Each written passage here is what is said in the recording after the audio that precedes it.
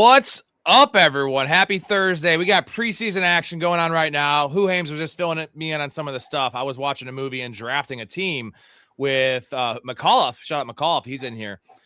Special guest, special guy, awesome guy, fucking wizard, not just because of the beard, because the guy is a best ball maven, one of the best in the business. Hoohames, how you doing, buddy? Dude, I'm awesome. We got football started. This is the second week. We actually seen a little bit of the starters tonight. It's in the air. It feels good. Good. It just teases us because we have 19 days, as Blake said, 19 days. But you know what? 19 days is a hell of a lot better than 19 weeks because that's where we were at, 2 months ago, 3 months ago. And I've been waiting for this since February, dude. And you get the combine, you get the draft, then you get, some of the best balls starting up. But this is when it's go time, draft season, best time of year. So we drafted a couple teams on your stream at 4:00. If you guys missed that show, go back and check that out. I put that in the Discord. But make sure you go over to Hoohames' channel, check him out. Dude is legit. Also, just a hell of a nice guy. So give him a sub, and then also, he streams at different times as well. We don't have as much crossover as me and Candyman or Nice and Blunt do. So definitely a channel you can go check out. And the info is awesome. The vibes are awesome. The music, man, your custom music your buddy makes for you. I don't know if you could see me in the stream earlier. I was grooving, dude. Oh yeah. We actually, I need to stop piddling around. We actually are going to make a second channel that's just music, football related music. Oh, so I'm going to edit videos around on it. So all right. So tell the peeps, some of those that missed it or aren't familiar with you. Tell them who is Hoohames. Well, if you want to know the origin story, I actually have we had a sub goal a while back to tell the origin story of the username. So let's hear it. So yeah, I mean it's a story, so it takes a while. We probably don't have time. Yeah, you can do bullet points, you can do summary, or you can do whatever. You know what? We have. I know you got to work in the morning. We got some time. I'll give bullet points so it doesn't ruin the story, so they can go watch. So basically, it's all about the setup, right? But Hoohames is a gamer tag, and I got the gamer tag. An old boss called me that for a certain reason, and then I started using it as a gamer tag. And then there's a story through the games, Halo 2, and there's a picture involved, and it's pretty funny. Halo 2 goated game. 007, Halo 2, and then maybe you can get Black Ops 2 or Modern Warfare. Those are some of the best games ever. Yeah, Halo 2. I wasn't even. I was a Xbox hater, and my buddies all loved Halo, and I just went in there and messed around, and I hate vehicles and shooters. I don't like them. So I just went in and trolled around and had a good time, which that's all it's really about, Yeah, Blood Gulch would not be for you, but Lockout, all-time map, no vehicles in that one, sticky grenades. We could talk about Halo 2 all night, but we're here to talk about football. And let's shout out the chat real quick. We have Hector in here. We have Blake in here. We have Dakota in here. He says, how much for a dual on-stream Mohawks? I don't have the hair to do a Mohawk, bro. I got nothing really up here anymore, so my Mohawk would suck.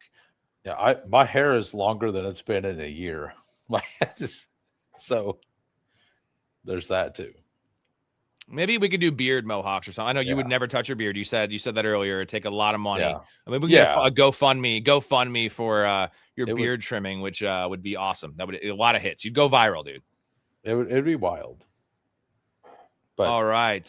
What's up, K-Space? Let's get to so there's some preseason stuff going on, but it's not finished. We could touch on that in a little bit, but we do have some news. So let's get to some news items. Guys, I've got news. I've got terrible news. Oh, so this is exactly what I wanted a vacation from. There are 2 guys in this church that are gay. Who's the other guy? I don't get the joke. Yeah, he's never gonna understand. What's wrong with that? All right, first one, Sam Laporta. It's not great. So it's a hip injury. It's not related to the back injury, but the hip's kind of connected to the back. Not what we want to hear. I mean, all reports was he was healthy coming off the back injury. But again, 19 days of the season starts. We had Tyler Warren go down with a groin injury. Which one's more concerning to you? That was my poll question today. Which one's more concerning to you? And then how are you going to approach Sam Laporta? I voted in it, and my answer is Sam Laporta because Sam Laporta has been hurt, 2 years now? And back injuries are some of those that every once in a while they just don't go away. And I don't really see is it back again? No, that's a hip. That was a hip. Yeah. But the report is like he could be ready for we don't want to hear could be. We want to hear should be. I'm pretty sure that he's going to be ready. But like both of them look like they're going to play. But any injury to Laporta, it feels worse because we keep hearing it. It's been every year. So I got a giant bag of Laporta. Like, you remember how he was a lot cheaper, like 100 overall. Yeah. So I was at like 14%, 18% back then. Now I've cooled off because the price has gone up. And if I'm not stacking with him and Jared Goff, I'm just kind of off of Laporta. But this is more of a redraft question because he goes in that nice sweet spot. If you miss out on Warren and Loveland, like he goes closer to Kyle Pitts than he does Warren. I actually like him closer to Warren in a half PPR, especially, right? Touchdowns are going to be plentiful here. But like, what's the reception upside? 65, which is still fine. But like, if he starts dipping and goes in the Kyle Pitts Fannin range, like now I'm all in. If he misses a game or two, it's tight end. I'll stream it for a week or two, put him on the IR, and then reap the benefits later. So unrelated to tight end, but Sam Laporta, we did a show, Steve Schaup and I, Fanspeak Network, the guy Steve Speak and the Iron Throne League. We started the offseason doing like a weekly segment. And one of the weekly segments was how do wide receiver twos get affected by like elite wide receiver twos get affected by wide receiver ones. And when we were looking at the Lions for this, like the splits with Laporta, we were both under the impression that it was going to massively affect JMO and his production because he came on later. But if you look at the actual stats, that's not actually what happened. What happened is Jahmyr Gibbs's role improved. So Jahmyr Gibbs's yard per route run and all that moved way up whenever Laporta was out. So if Laporta's out, Gibbs is a bigger smash. Right. Can we even take him like before pick one? Can we like find a way to take him before pick one now? Yeah. I mean, you're definitely a Gibbs over Bijan guy, right? No, so it depends. If it's a playoff best ball thing, like number one, I just want equal exposure to both. Like that's where I'm at. Like, but if I have one high stakes draft and it's a large field finals, or a harder to advance structure, I actually do want Bijan over Gibbs. If it's like a single thing, Gibbs is going to be a lot easier to advance because they have a much better schedule throughout. But Bijan has a way better playoff schedule. Yeah, my tiebreaker as well, though, is the Week 11 bye. I don't like starting my team with a Week 11 bye if I can help it because it's Armageddon. What about in redraft, though, when we take away – I know we're still looking at fantasy playoffs and all that stuff. But and redraft is clearly Gibbs. Because go ahead. Yeah, because like in redraft, like you don't need the elite ceiling you do in a playoff format, like multiple weeks in a row. Right. You're facing one guy, not 12 guys. Yeah, exactly. So I'm definitely like Gibbs' schedule is awesome. It's so where good. I could get on board with Bijan is the safeness because the injury. I'm not saying Gibbs is an injury risk, but like Bijan is apparently indestructible. And then you mix that with format, like full PPR. Bijan could not edge him out, but like he's going to catch more balls. Like Gibbs might have more receiving yards, but like Bijan with Tua, dude, this is going to be amazing. Dude, but like I'm betting on offense, and it's Jahmyr Gibbs. And both of them are like missing some offensive linemen now, so it's an interesting thing. Like it's very interesting. It you know how every single year the 101's not the 101, like it's not the one that mattered. Yeah, kind of feels like a major speech of Jamar Chase again. And I would definitely be on board in a PPR to take Jamar Chase at 1. The problem is the running backs you get at the turn are just not. You're not getting Henry. You're in like Jeremiah Love could have been that guy, and without the early season workload concerns, you mix that in with the injury right now. It's like I'm not taking that. So you're pretty much forcing yourself into going 0 RB, and like that's an issue. I got a question, and you don't really answer what you did, but. For the Iron Throne, did you put your bid in yet? I did. I think everyone's in. I think all but one, maybe. All but one. But like I would discuss it if all of them were in because like, let's say that I wanted to actually get it and I put in a big bid. I still don't know if I would want one of the top 2 picks or one of the back 3 picks. I think 3 is the most valuable in a 14-man because at least you get a chance to get, you're picking 25 or 20, 26 instead of 28. But we'll talk about it later. We can't give away too much information here. Like it's interesting. Like I don't know where if I were to, like, part of the reason I bid what I bid is because, like, if I got number 1, I don't know where I would pick, honestly. Right side probably, Yeah. 13, 12, something like that. But we have no idea what picks these people are valuing either. That's why it's a whole crapshoot, Yeah, exactly. But anyway, I think I got a vibe of what you did. And I think I did something similar because we're both very smart individuals. You're a wizard. I'm an aspiring wizard. Let's get to the next guy. We have one more news note to get to, and this is kind of a general discussion about the Saints receiver room. Obviously, Jordan Tyson's missing 2 months at the minimum. We talked about this on your show. They have a week 8 bye. The Saints have a week 8 bye. Yep. The timetable is looking like week 5, week 6, week 7. If it's on the back half of that, the latter half of like week 7, they're going to sit them down until the bye week. And now you have week 9, which is a workload concern. So it's like week 10, you can actually fire up Jordan Tyson. So this Bryce Lance report, and he's been dominating in joint practices. And, he's a freak of an athlete. Now, it seems like more of a project, but Vele is probably the guy early season to be the 1-to-1 replacement. But Bryce Lance has the juice. And this report essentially is saying that they're not bringing anyone else. They like the receiver room. It's kind of a nice endorsement for Bryce Lance, mixed with the fact that he's been killing it. And his price is so free right now. So how do you bake all this in your ranks? Are you taking Lance or Vele in best ball and redraft? Vele is like the clear better pick, but Lance is a guy I have actually been mixing in all year. Like, not very often. In the 20-round formats, I have been taking him. Like, I was a Bryce Lance guy in pre-draft. He was one of my stands, so I love to hear this. I had 12.5% Bryce Lance, and he was he was only drafted in like 20% of drafts. So I would love this. I just think, so those of you who don't know, Bryce Lance is Trey Lance's brother. And Bryce Lance also went to the same school that Christian Watson went to. North Dakota State, right? Yeah, and he was offered. And he kind of comps the young Christian Watson, right? Just a tall gazelle. Exactly. And like Christian Watson was really skinny as a rookie. He's put on a lot of weight since. But Bryce Lance is a pretty good red zone option too. At least he was in college. Yeah. Do you know about the Division I offer he got? Mm-mm. So he got a 7-figure deal to move to, I think it's the Big Ten. And he turned it down because he was loyal and he wanted to finish out his college career where his brother also finished out his college career. Wow. Same thing with Ted Hurst. I know Ted Hurst had multiple offers to go to a bigger school, and he's like, I want to stay in state and I want to play, where I'm at. Skylar Bell did the same. I love Skylar Bell, bro. I do too. I do too. I actually had him. I had him close to Carnell Tate in a prospect rank, which sounds crazy, but I had him at 9 or 10. Yeah, I think I had him at 8, dude. Yeah, I had him at 9 that or being 10. said, I think it's a redshirt year for him this year, unless there's an injury to DJ Moore, because I still think Keon Coleman, they need Coleman based on his archetype, and Khalil Shakur's not going away. But Skylar Bell is such a versatile player.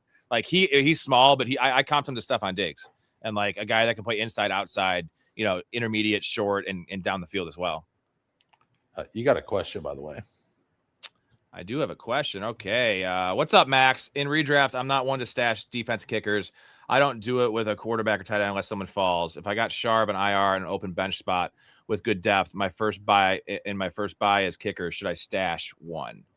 No, never stash a kicker. Ever. Not a defense. When I start doing that is when the fantasy playoffs come around. When I'm locked into a buy or whatever, now I'll start playing matchups. But like, I want Ray Davis. I want even Seth McGowan, dude, who is apparently going to be, like DJ Giddens might not make this roster. If that's the case, we always thought, Seth McGowan's kind of a project. He's a 24-year-old rookie, served prison time, but came back, and like he is the guy apparently. So I have my rookie rankings up right now. I had McGowan at 8 at running back, which very few people had. Like honestly, my running back rankings look pretty okay right now, other than the Kalen Black being at the bottom. This is pre-draft, right? Pre-draft, yeah. Same, yeah. I was pretty high on McGowan as well. Like, he's a guy that gets ahead of himself. He tries to move too quickly. He's a guy that makes some knuckleheaded mistakes, fumbles, drop passes. Yeah. But the size speed combo, like if it wasn't for Mike Washington Jr. this year, like we would have been talking about Seth McGowan a lot more. I mean, you do realize they played together, right? Yeah, that was Oklahoma, right? It was Oklahoma. West. It was a division. It was like a Division II school. Oh, okay. But they split after that year. They played 1 year together, then they split, and Mike Washington went to Arkansas, and McGowan went somewhere else. Yeah, I love the player, and I love the story as well. You know what I mean? A second chance, so that he made a mistake, it was armed robbery or some shit. Served some time, got a second chance, worked his ass off. That's why he's such an old prospect. Yeah. And I think we're past this guy's a 24-year-old rookie. I mean, Ray Davis was also an old rookie, and these guys don't live out their first contract after their first contract. They don't live that out anyway. Teams don't care because they're not re-signing these guys. I remember it was New Mexico State. Yeah, it was New Mexico State. Ryan, where is Booty going? I know he's been on the trade block forever, but like they kind of need him. I mean, why would they get rid of a depth piece on a team that has Super Bowl aspirations? It's exactly what I've been saying. Everybody asks me, I say, unless a team offers the Vele trade, a 4th rounder, I think they keep him. I don't think they can. I mean, the problem is he's an expiring asset. He's a free agent after this year, so you're not going to get the same capital. Like he is probably worth. If he had one more a year left on his deal, he's probably worth like a 3rd or 4th. I feel like the most they can get is a 5th, and it's like, does that help you win the Super Bowl this year? No, it hurts your chances. Vele was on an expiring deal too, right? And did they get a 4th for Vele? I thought it was like a 6th. It was a 4th and a 6th, I think. It was wild. It was wild. What a great haul for he was a 26 or 27-year-old rookie, dude. Holy shit. And then they traded a 4th rounder. Then they traded away somebody else that was way better for a 4th rounder later. I can't remember what it was. But it reminded me of the Bears trading for Chase Claypool, a 2nd and a 3rd. And then trading away Roquan Smith for the same thing. Like the same year. Chase Claypool. I mean, Chase Claypool had a dope rookie year, and he was a great prospect, but he was also like awful at football. Yeah, he was. I didn't mean to. I forgot you were a Bears fan. I wouldn't have brought that up. But like, you know what? My allegiance is to fantasy and gambling, and like Bears come third, honestly. And like, maybe that'll change. But I'm not a bandwagon guy. I'm not saying I'm not a Bears fan. I'm saying like I root for the Bears, but we haven't had a lot of reasons to root for them. We've had some nice teams, but they've been fraudulent. On defense and on special teams and shit. Like, it's been okay. It's fine. But like, I'm not a diehard like you are probably with the Chiefs, right? No, I'm definitely, I sort of am. Like I do definitely root for my Chiefs, but I for sure root for my fantasy stuff before that. Because they actually love us back. Our fantasy teams love us back. Our bets love us back, or they hate us back. But like the Bears are never going to love us back, man. They're actually just going to probably take our money. I heard a rumor today. I haven't sourced it yet, and it may just not be real. But I heard a rumor that a team or two called the Giants about Darnell Mooney's availability. So it would be interesting to see Mooney on the Texans. Yeah, it's one of those things where I'm not worried about the landing spot for fantasy, but what it does is open the door for Malachi Fields more than it's already open. I mean, I'm overexposed on both of them. So I love Malachi Fields. So like I was in on the neighbors isn't going to be ready early, and one of them is going to smash early season. And so I just took a bunch of both. Smart man. It's hedging, but in best ball, it's not really a mistake. And I got to shout out Ryan, one of the newest Patreon members. You see him, the Dirty Milker, Ryan Milkers. He's the Dirty Milkers. Appreciate you, Ryan. You're playing in a community league with us this year. You're in the Super Flex. Can't wait to compete against you, man. And thanks for everyone else in here. All the OGs in the house. We love you. Let's get to a couple comments, and then we want to get to your exposures. We got to pick your brain about a lot of stuff. Super excited about that. Jordan Schultz just reported that Pittsburgh might take calls on Jason Pierre-Paul.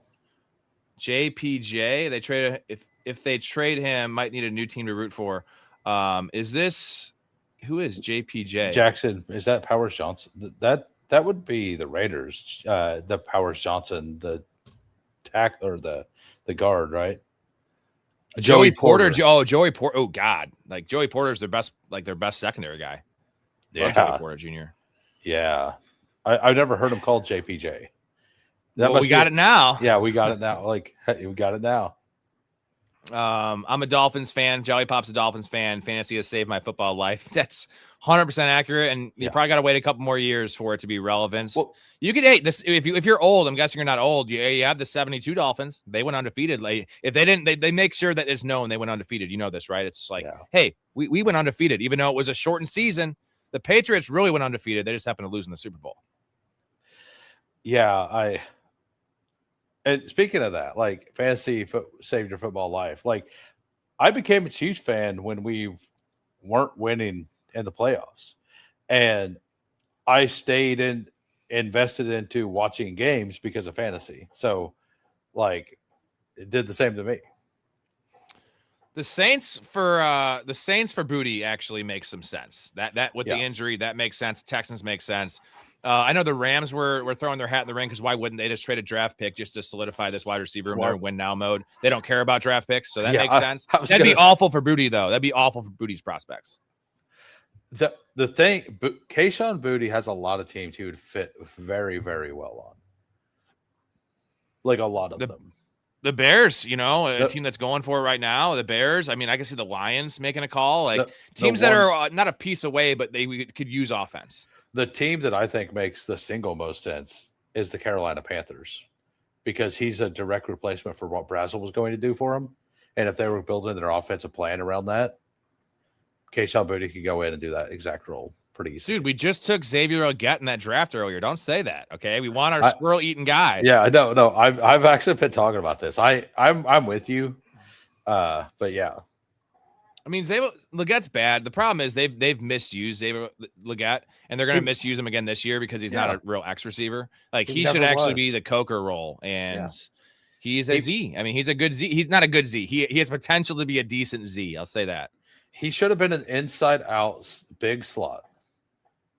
Exactly, and we'll see. Maybe the next team will find a way to use him because he has first-round draft capital. All right, so I don't want to play this joke out again, but I have to do it. So again, we are doing exposures. We're going to get Hoohames exposures. So essentially, Hoohames is going to expose himself. What are you doing? What is that? Well, what I'm doing is like cutting the shower curtain in half waist high so that when he's in using it, people can see his junk. Wow, Frank, that Ritterall is having a very interesting effect on the way you think. Love this feeling. Yeah. Got any more of it? There's a bear shit in the woods. We'll cut up a couple rails, buddy. I'm going to blast off. All right. You ready to bare your soul, man, and talk about these players and all the guys that you have been just smashing this year? Yeah, smashing dudes. That's what fantasy is all about. Exactly. You see, he loves smashing dudes. All right, we're starting with quarterback here. Drake May, 15%. So yours are a little flatter than a lot of people I've had on here, including my own, and you've done the most volume. So, and this is just Underdog because you do a lot of different platforms. We're just talking about Underdog here. So Drake May at 15%. Quarterback 3, quarterback 4, depending on the time frame. But, easy smash last year. The rushing upside. I was just telling someone the other day, I was like, yeah, Drake May, I see the reason why people might fade him. But Drake May had 4 rushing touchdowns last year. And we just saw a couple years ago where Bryce Young had 6 and limited in like an 11-game sample. Like Drake May can be way worse this year as a passer, which shouldn't even happen because AJ Brown, but let's just say it happens, and have 7 rushing touchdowns, and he's going to pay off. Yeah. So Drake May last year, 17-point fantasy games, half PPR. He only had 4 games. He didn't reach 17 fantasy points. 4. He had 26 or he had 24.5 or more in 5. He was over 20 in 9. So like half the time. So over half the time he had over 20 points. He only missed 17 points 4 times the entire season. Like that is just pure consistency. And he has the ceiling. He had a 37-point game. He had 2 27-point games. So that's the kind of thing you want, right? Like you want that guy. That's the highest scoring position. You don't want to be low on that. on top of that, and I have a bunch of Jay Daniels too, so we'll just kind of couple them together. Like that range sucks. Yeah, for the other positions you're saying. Yeah, so like, and if Josh Allen is round 3.5, the back end of round 3, and quarterback 2 is 2 full rounds later, and then the quarterback 3 who is very similar in production, like, or has that ability to reach quarterback 1, if they're a full round later than Lamar, like, why would we not be very exposed to them? And Lamar's a value as well in that case, right? It's the Josh Allen effect. Like Josh Allen goes exactly. It's because stability. It's because he never gets hurt, and like what you're getting. But technically, for him to pay off there compared to a healthy Drake May, Jaden Daniels, Lamar, like he has to actually exceed what he's been doing, or the other guys have to get hurt. Yeah, so I've been drafting since January, and when these contests opened in January, do you remember where Drake May was going? I think he was going later, right? Or was it earlier? I started drafting in March. He was going back to back with Josh Allen. No shit. Wow. No, it was wrong. Like it was flat wrong, but that's where he was going. And this is one of those cases, like this happens a lot in the market. Like you'll see a guy get drafted way too high. You're like, that doesn't make sense. And then everybody starts talking, hey, this ADP is wrong. It's way too much. Well, then they drop and they drop and they drop. And everybody has it in their head that this player sucks because the ADP sucks. But it's not that the player sucks, it's that they were mispriced. You got to look at it as a market and the pricing. And he kept falling. And then he fell to where Jalen Hurts was and he moves back up slightly, but he never moved back up. Like, I kind of think he should be going, like, him and Jay Daniels should be going next to Lamar. Like, and Josh Allen should be like within 5 or 6 picks of Lamar. I think all 4 of them should be together. Especially in best ball, right? Because like I get in redraft, that's like you want that nice warm feeling of taking Josh Allen. I understand that, but like we're playing for ultimate upside, and if that's the case, like the ultimate upside is Drake May and Jaden Daniels and Lamar Jackson at their current cost, because you're stacking your team with two better players than what you get when you take Josh Allen. Yeah. Oh yeah, exactly. And like I just think that Drake May is like he's got an alpha now. We know the offense is good. Trayvon's in year 2. They traded for a number 2 as well, and Romeo Doubs. Romeo Doubs is a professional ass wide receiver.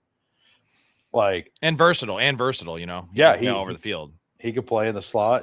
They're going to play him in this. I think they're going to play him in sacrificial X, which whatever, it doesn't matter. They're going to move Pop Douglas inside, like, and they still have Matt Collins, who they love. Like, I just think that this offense, like, yes, they still have to maybe worry about the left tackle, but the guy was a rookie last year and trying to learn. Like, I think he'll be better. He may not be great, but he'll be better. And so Drake May was running for his life a lot last year, and that's probably why he didn't get as many rushing touchdowns as well. And with A.J. Brown and Dobbs there to help spread out the defense in the red zone, because they actually have people to worry about, those rushing touchdowns probably do go up as well. Yeah, and you mentioned the left tackle stuff, and that is definitely concerning for any right-handed quarterback, but it's more concerning for Jared Goff, right? Like Jared Goff cannot make a play. You saw the game against the Vikings last year, end of the year. Like Jared Goff is actually below average when he has no time. Where like, I'm not saying we want Drake May to be running for his life, but he can overcome. That's why Josh Allen can overcome. Lamar can overcome. As long as they don't get hurt, that's the concern with Lamar, right? If he gets a blindside hit, if he's getting blasted, like he just doesn't hold up. Jaden Daniels, right? They're going to get hurt. Like Drake May and Josh Allen they just don't get hurt. I'm not going to throw Drake May in that conversation yet because we haven't seen the sustained health, but just the body type, right? He's huge. And then you mentioned, the offense and how efficient he is. The efficiency is going to go down. We saw it with Jaden Daniels last year, pre-injury. He can't sustain that. That was also schedule related. But what comes along with a harder schedule is closer games. I think the attempts and the volume will go up, and that could be rushing as well. And like, I don't care if he's 30% less efficient. If the volume goes up 30%, that's kind of a wash. Exactly. Yeah. And I think Drake May is just a really good value. And as you were saying with the flatter exposures, I mean, if you think about it, 15% is almost double the field. Like having 8% is standard. Having 24% of a player is 3 times the field. Like that's a massive, massive stand. So like you have to be. What is 31% for Hawkinson for me? Is that a massive advantage over the field? Yeah, I mean, it's an advantage if he's good, but it's a 4x. Whoa! If he's good, yeah, we're not talking about it's at ADP though. So yes, he will be good. We want to hang out with Hawkinson, baby.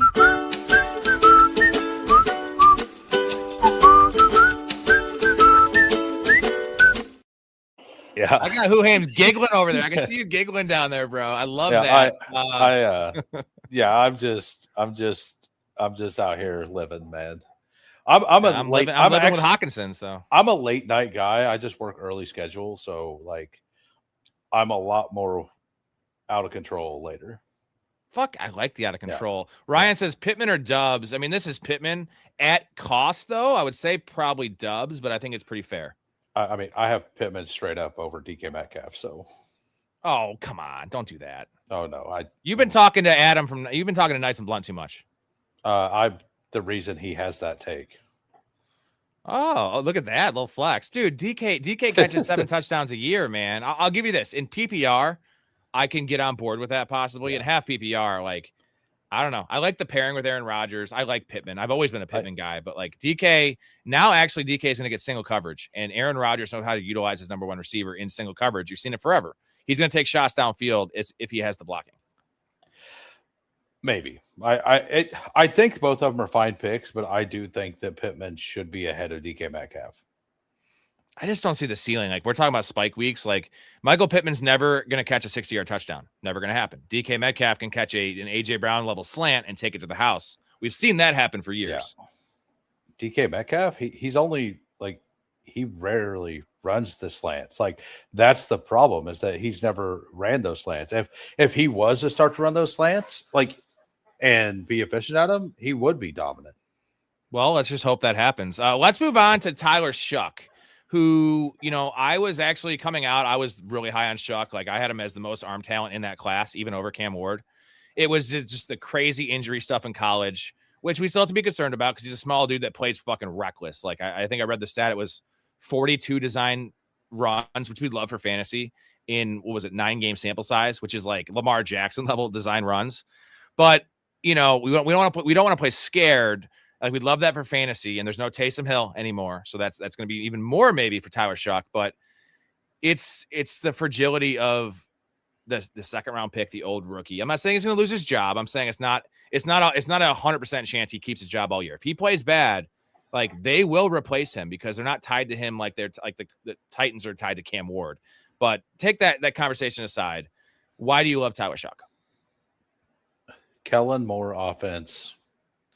The guy has running ability, and he goes as like, I think he's quarterback 23, 24. Like this is that late round guy who has that upside. Everybody's looking at Malik Willis with that. And I understand that. I don't mind the Malik Willis bet, but he's all like, we worry about, can Malik Willis really throw the ball? I know he looked okay last week, but that was also the Commanders' defense. Tyler Shuck, we know, can throw the ball, and he has that rushing upside, and he's in an offense. Like the Saints have an awesome offensive line. Nobody talks about it. They're like top 10 offensive line in the league. So yeah, and the Willis take, it's not just I think he can throw the ball, but it's who's he throwing the ball to, right? It's like he can be good as a passer, but if you're throwing the ball that literally, it's the Cam Ward thing from last year, you're 5th round rookies and shit like that. And Greg Dulcich, bro, as much as I like taking Dulcich in best ball, like he's got like 20 career receptions. He's been in the league for 4 years now. Like it's never happened for him. And it might happen this year based on where he's going for best ball. But like, if that's your number one, A-Chain's the number one option. We know that. Right. But like, he's a running back. Like give me some actual weapons. And Malik Willis is a downfield passer. So the ultimate upside for Willis can't be higher than Shuck because Shuck has I don't want to say the Drake May recipe because Drake May is just an all around better player. But like that archetype of a guy that can have 500 rushing yards, you can have, 27 passing touchdowns. And with Kellen Moore's fast-paced offense and the weapons, Tyson does suck for him. That would have been super nice. But it's not like they're running bums out there. Juwan Johnson's fine. We mentioned Bryce Lance earlier. Like there are some weapons here. He averaged like 250 passing yards a game last year with throwing to Devon Vele. Yeah, the Vegas is telling us it's really weird because they have him at like one of the top 10 in terms of yards, like 3,700, but they have him way down in touchdowns, like 17 and a half. It opened at 17 and a half though. I've been betting at 20.5 and I get it. Like Vegas usually sharp on this stuff, but 20.5, that's 1.5. That's less than 1.5 a game. That's like 1.4 a game.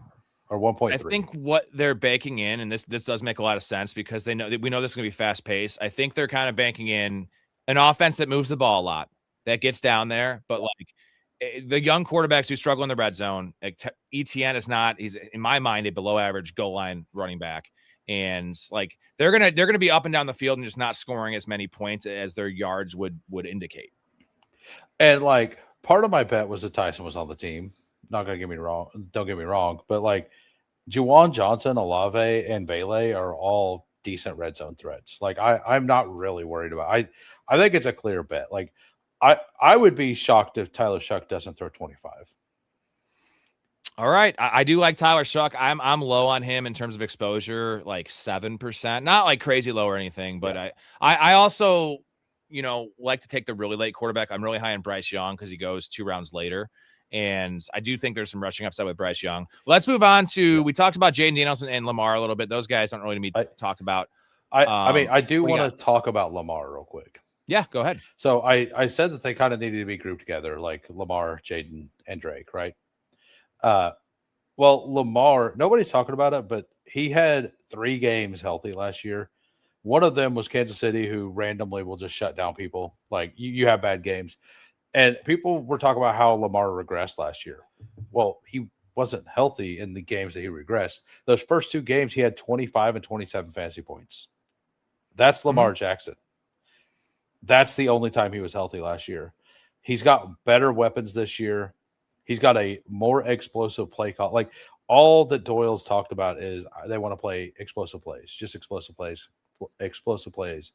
And we'll get into more of that later. But I think there's going to be a lot more passing touchdowns. The last time this guy had a full season, he threw for 4,000 yards. He outscored every fantasy quarterback by 50 points throughout the season. That's 2 full games. He had 2 full games of points over everybody 2 years ago, the last time he played a full season. You know what also people don't realize, and remember the Patriots game where he got re-injured? He finally was looking back healthy after he played, was it 3 or 4 games he played hampered when he came back because they had to try to push for the playoffs. He got hurt in the second quarter of that game.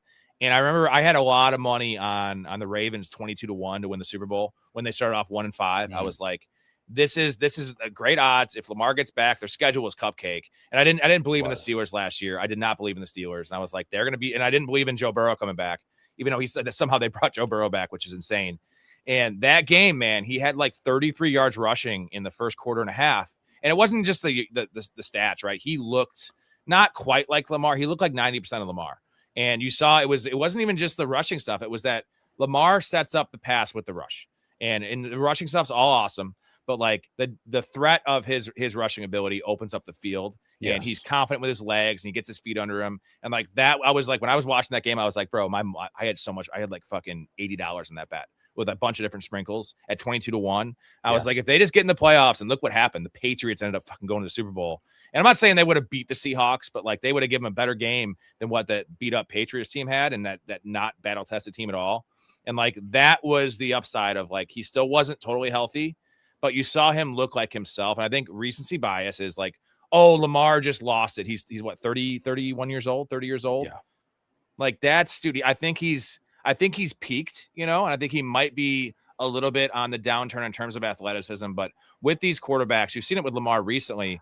What you lose in athleticism, you gain in experience, you gain in, the other stuff that matters in quarterback play. So he's always going to be an elite athlete. Like 80% of Lamar is still 140% of almost every other quarterback athletically. So this is just a smash spot. Derrick Henry, Zay Flowers, the FU tour as well. I think that's a big narrative. I hate to use that. Well, like people are doubting him. You don't think he's hearing this shit? Well, this is something really odd, and I hadn't really put it together, but when he gets a new offensive coordinator, he's won the league MVP, right? both years.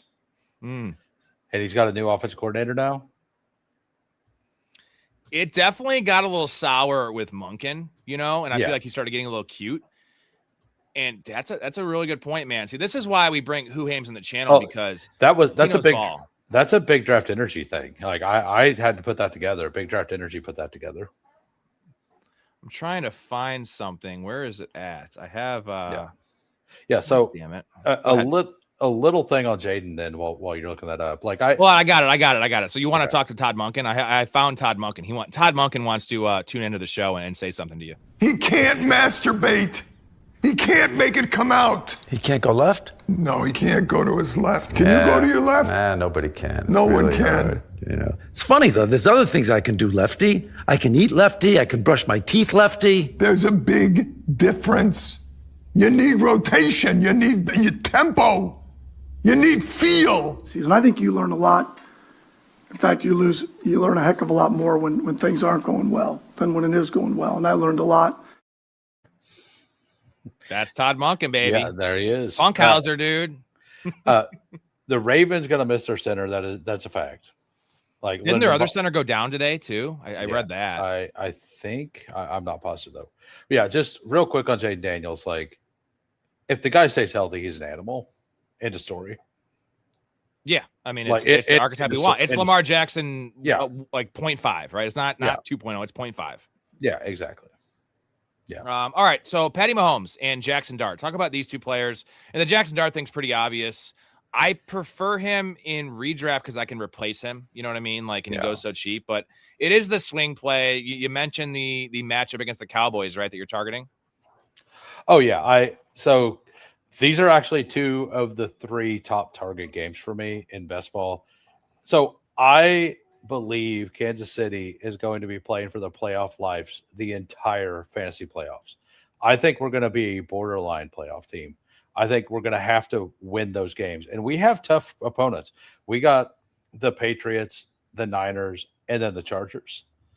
I think that all three of those games are going to be tough. I think all three of those games, Kansas City is going to have to win two of those three games to like really have a chance to, like, Denver is the best team in our division. And the Chargers are really good too. You know what's wild though? They better be in the playoffs because Vegas has them as the third or fourth favorite, which is Chiefs love. But that's a fact, right? In the NFL for Super Bowl odds. I'd be betting against that. I probably will be betting against that. But I mean, they're gonna get some Chiefs money, right? It's like the old Cowboys thing. People are always gonna bet the Cowboys. Yeah. And I'm telling you, at one point, I don't know, it was 2 months ago, they were the third favorite, which blew my mind because they're the third favorite in their division, if you ask me. That's what I think. Somebody today told me that Kansas City was the favorite now in the AFC to get to the Super Bowl. Like, what are we doing here? I love Andy Reid. I love Mahomes, but you have question marks on all parts of the offense. The secondary is all retooled. Like, the offensive line still isn't fixed yet. I mean, it might be fixed, but we had to see. We spent all of our draft picks on defense instead of fixing any of the wide receiver help that we don't have. So, like, you got Xavier Worthy, bro. Okay, Xavier Worthy for 9 games. All right. Yeah, maybe.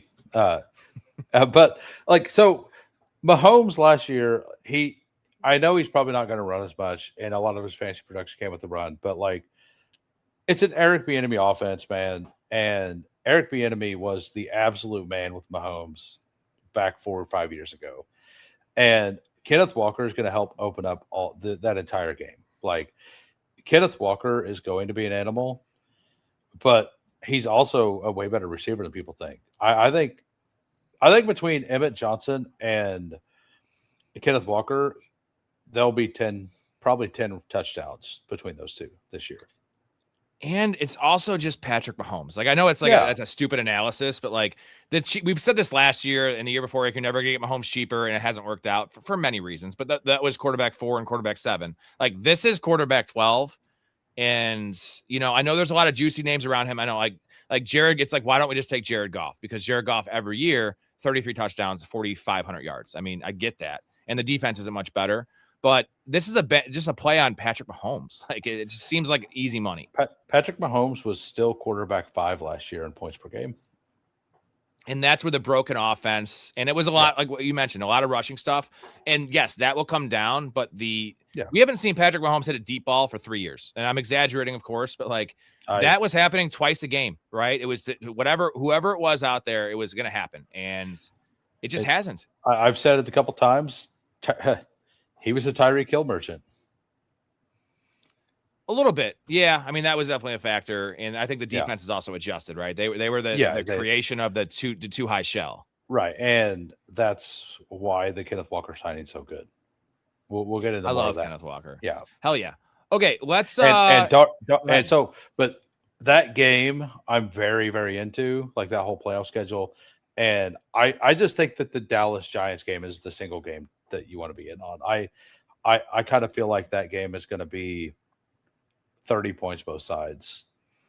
We saw it last year with Russell Wilson at quarterback. I mean, those games are usually very high scoring. And so as long as Neighbors is still healthy, we're gonna see some fireworks.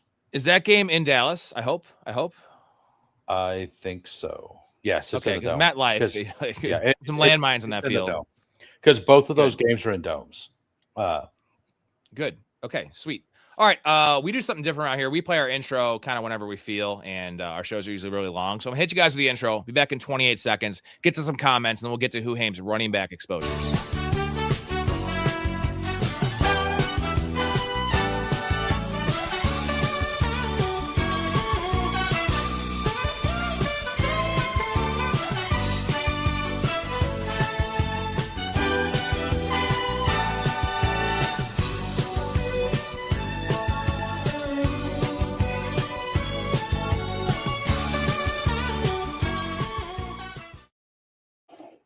I know you love Pat Bryant, so I know we're going to talk about him in a little bit, I'm sure, not to spoil too much, but I figured I'd give you a little shout out. And I love Pat Bryant too, the player at least. We'll see about my take in terms of fantasy.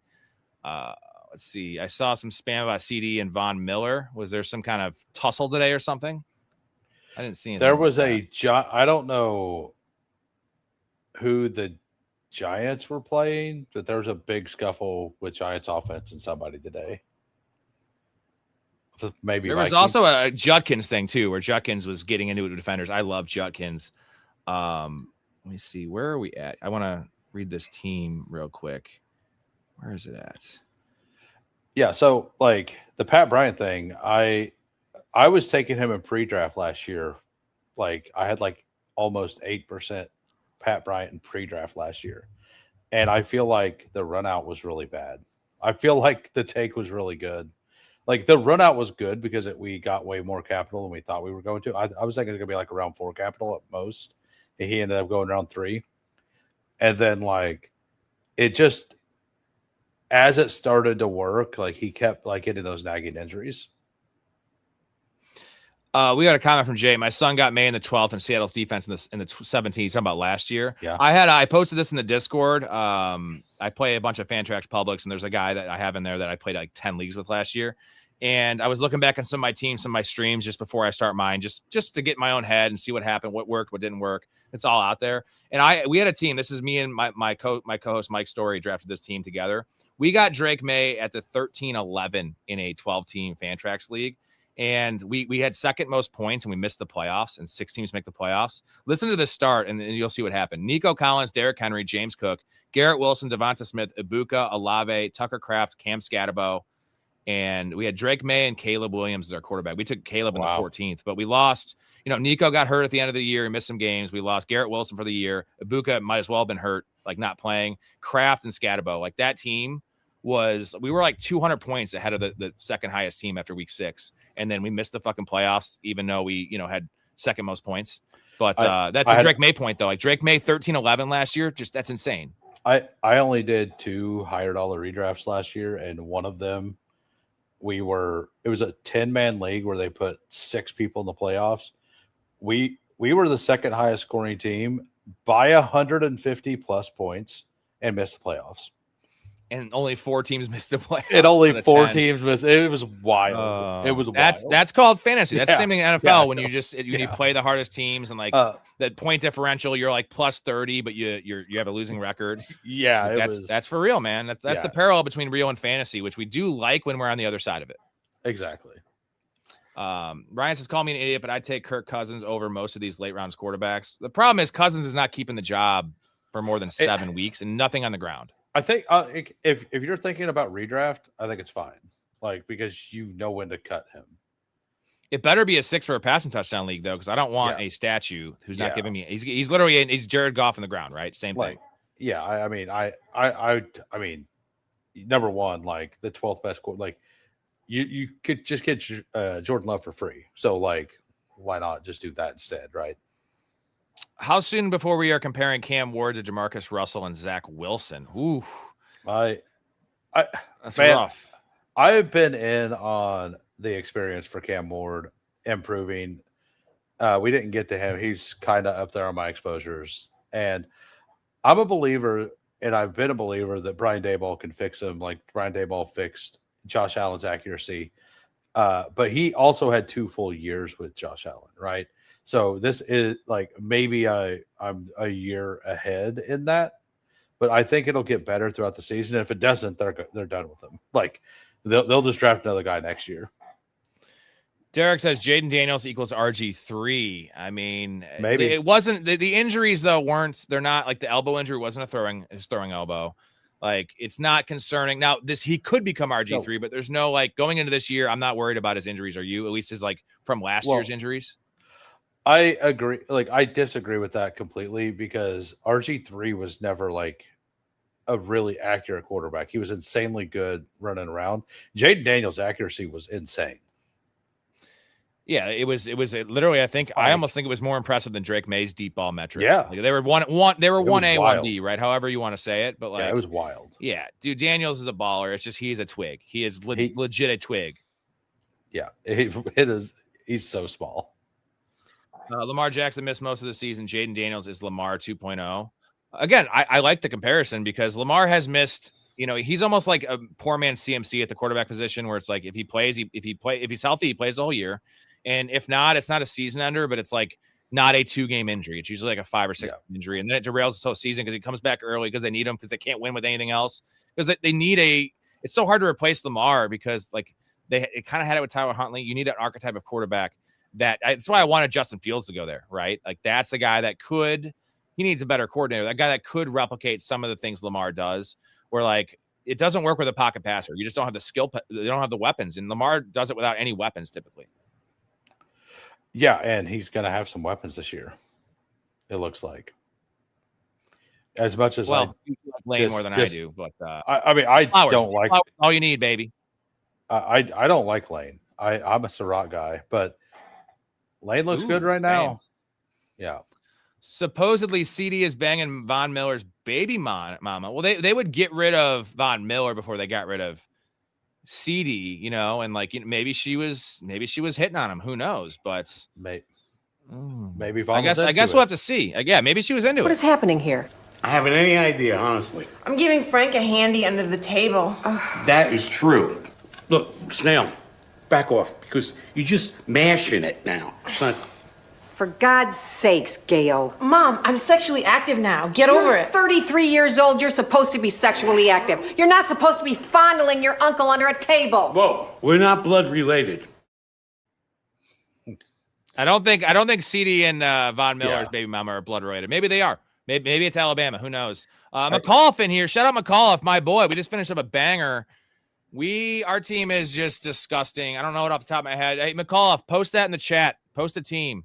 It's a 2-quarterback, 10-man league on ESPN. ESPN's ADPs are just so free, dude. We got Christian Watson at like 98, dude, in a PPR. Like, yeah. I did one last year over there, and it's wild. What's up, Mark? It was a Dolphins-Giants brawl. Someone punched Jameis Winston. Oh, okay. Jameis Winston is a nice guy, man. Like, I don't know who that was, but get him off the field. Like 100%. How do you hate Jameis Winston? Like, he's hilarious. Unless you're like a cashier at the local convenience store where he's going to steal some crab legs. Like he's done nothing to anyone. He's awesome. Did you ever see the clip of him and Bert Kreischer at the Super Bowl? Like, no, I love Bert Kreischer. So it was basically Bert asked him what it's like. man, those guys are huge. What's it like getting hit by one of them? And Jameis Winston goes into this like really how do I put not emotional, but like energetic like description about how it's like being an ostrich just running around out there. And it was some wild stuff. It was just hilarious. If you haven't seen that, try to find it.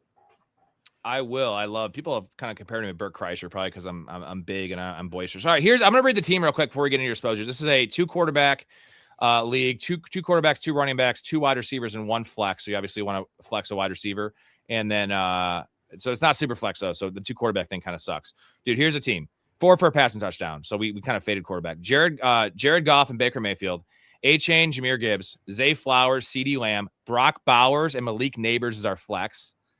And Seahawks defense, somehow they fell. The bench is Algier, Tank Bigsby, Chuba Hubbard, Jordan Mason. Kyler Murray is our 3rd quarterback. Chris Rodriguez, Brian Thomas, and Christian Watson are our bench receivers, bro. This is not like a mock draft. It's a 10-man league, but like, bro, Malik Neighbors is in our flex. I mean, technically he's our 2, but Zay Flowers, Lamb, Neighbors, Brian Thomas, and Watson are the receivers. Like, dude. Yeah. And Brock Bowers is on this team. Yeah, your running back 2 was who? Our running back 2 is A-Chain and Gibbs. Oh, yeah, A-Chain. Yeah, that's not right. Something's wrong there. It's just, home league, man, and ESPN. You miss home league with ESPN's stupid ADP and people going off rankings. You can clean up. If this is a winner take all, $150 buy-in, dude. If this team doesn't win, like if this team doesn't go to the finals, I'm going to shave my head on air. Yeah. And I always wear a hat, so it doesn't really matter, but I will do that. All right. I appreciate you, McCall. That was a hell of a team, man. We collaborated on it. He was texting me, and we agreed on a lot of things. He knows ball. McCall knows ball. Also, a much appreciate your support, as always, McCall. If you see McCall's name on there, he is a professional in the community. Let's get back to the exposures here. We got to get to running backs. And your boy, Cam Scatabo, the Najee Harris thing, I was telling you on your show, I think the Najee Harris thing is good for Scatabo because it's really bad for Tracy. And I love and hate these exposures, by the way. There's some big misses, but some really big hits. And the hits matter more than misses in best ball. So, and that's the whole thesis of what I was doing. So, Scatabo, as you're talking about, let's say he loses some goal line touches. That's perfectly fine because getting those receiving touchdowns, he's more likely to get a bulk of the receiving touchdowns now than he was. He might lose a couple goal line touchdowns to Najee, but he's going to make up for it in the receiving game for sure. And are you confident that Najee is actually the 2, though? Dude, Tyron Tracy, he missed a block, and he's also had a fumbling issue. But a different regime and all that stuff. But he missed a block. But I think me and Storey talked this out. I think he was actually supposed to go on a route that play. Maybe it was an option, a route and chip a little bit. He did miss the block in preseason, which sucks. But is Harbaugh that stupid just to be you miss one block and now you're off the team or now you're the 3? I don't think so. I think Tracy's still the 2. Hold on 1 second. I have the quote. Head coach John Harbaugh, 8-16, on the hit that Jackson Dart took with Tyrone Tracy and pass protection. Quote, "There's no way he should have been hit there. That just shouldn't have happened. That was a basic protection. He should have been protected. We expect him in that situation to be protected in the future." Essentially saying you're not going to have the chance to protect him in the future. He's dead. He's dead. That's not good. No, I have a decent bag of Tyron Tracy as well. I have 10% because I was betting on the Patrick Ricard. So that's the big thing. Patrick Ricard came over from the Ravens with John Harbaugh, the fullback. Yeah, he's a mauler, dude. He's an absolute mauler. So Scatabo is still good at all that stuff. I think Najee's going to come in. He's going to get some stuff. He'll be he won't be as annoying as Algier was, but he'll get some, I feel really good about that exposure, and it's probably going to go up because he's falling in drafts right now. People are worried about it because they think it's a 3-headed monster of some sort.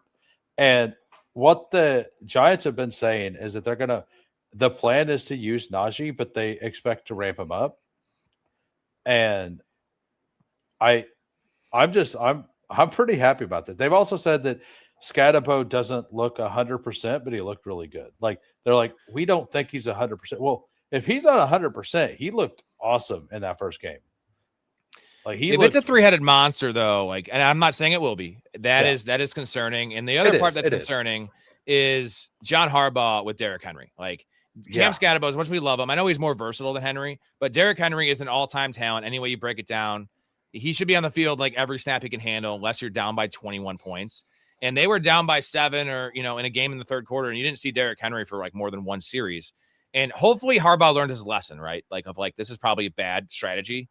But it's still concerned. There's some issues with Cam Scadabo. But the plus side is Jackson Dart fucking loves Cam Scadabo. The fans love Cam Scadabo. Like, if they're gonna do this, like the fans are gonna revolt, bro. They want to see Cam on the field. Oh yeah, for sure. And like he's another one of the guys like Jameis Winston. How do you just not love the guy?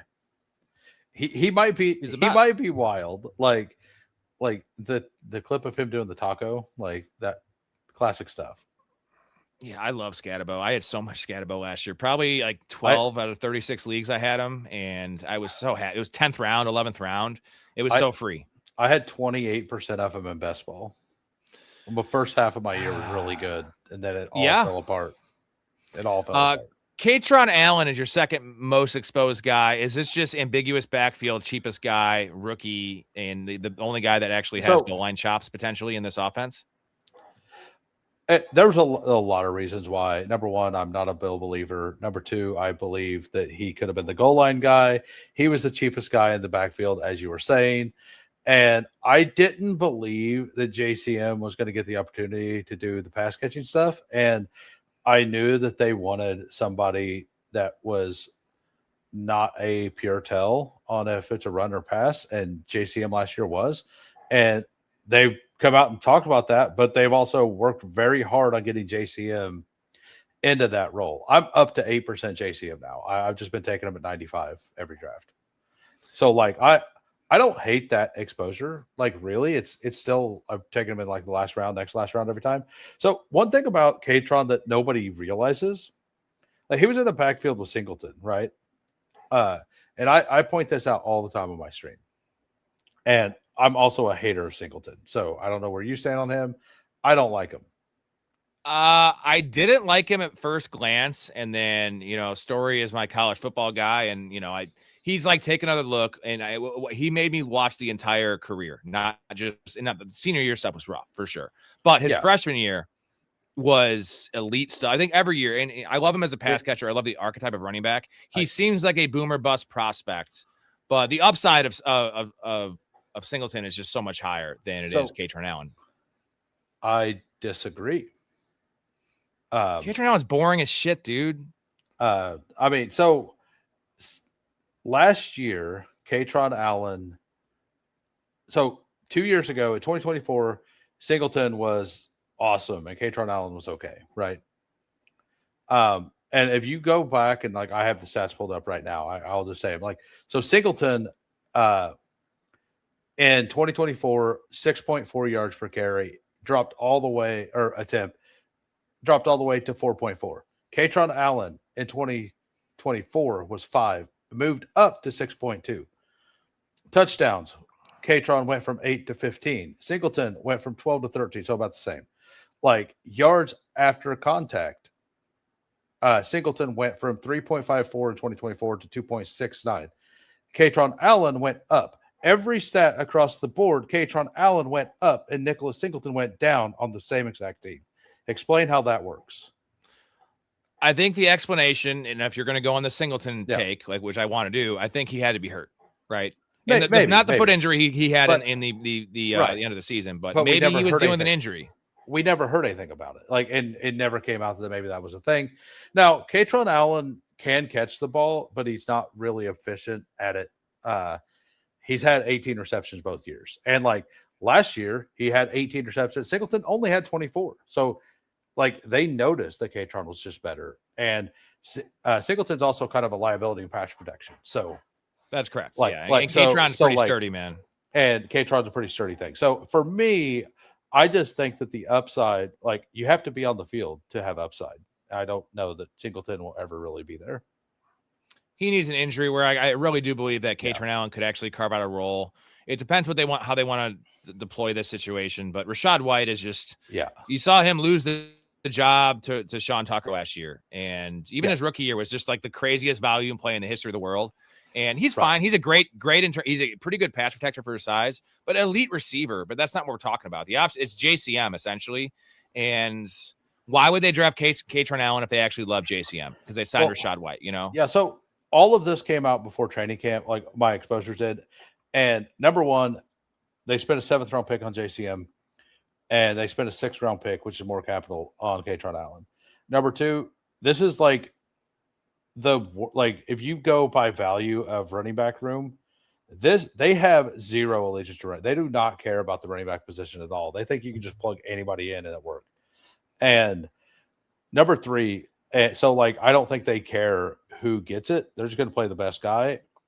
And if the guy couldn't catch last year, I was going to assume he couldn't catch this year. If he's improved, that's great. You know? So like I'm fine being out on it, like being wrong on that, like the low bet there, because I do think that it's wrong without an injury at this point.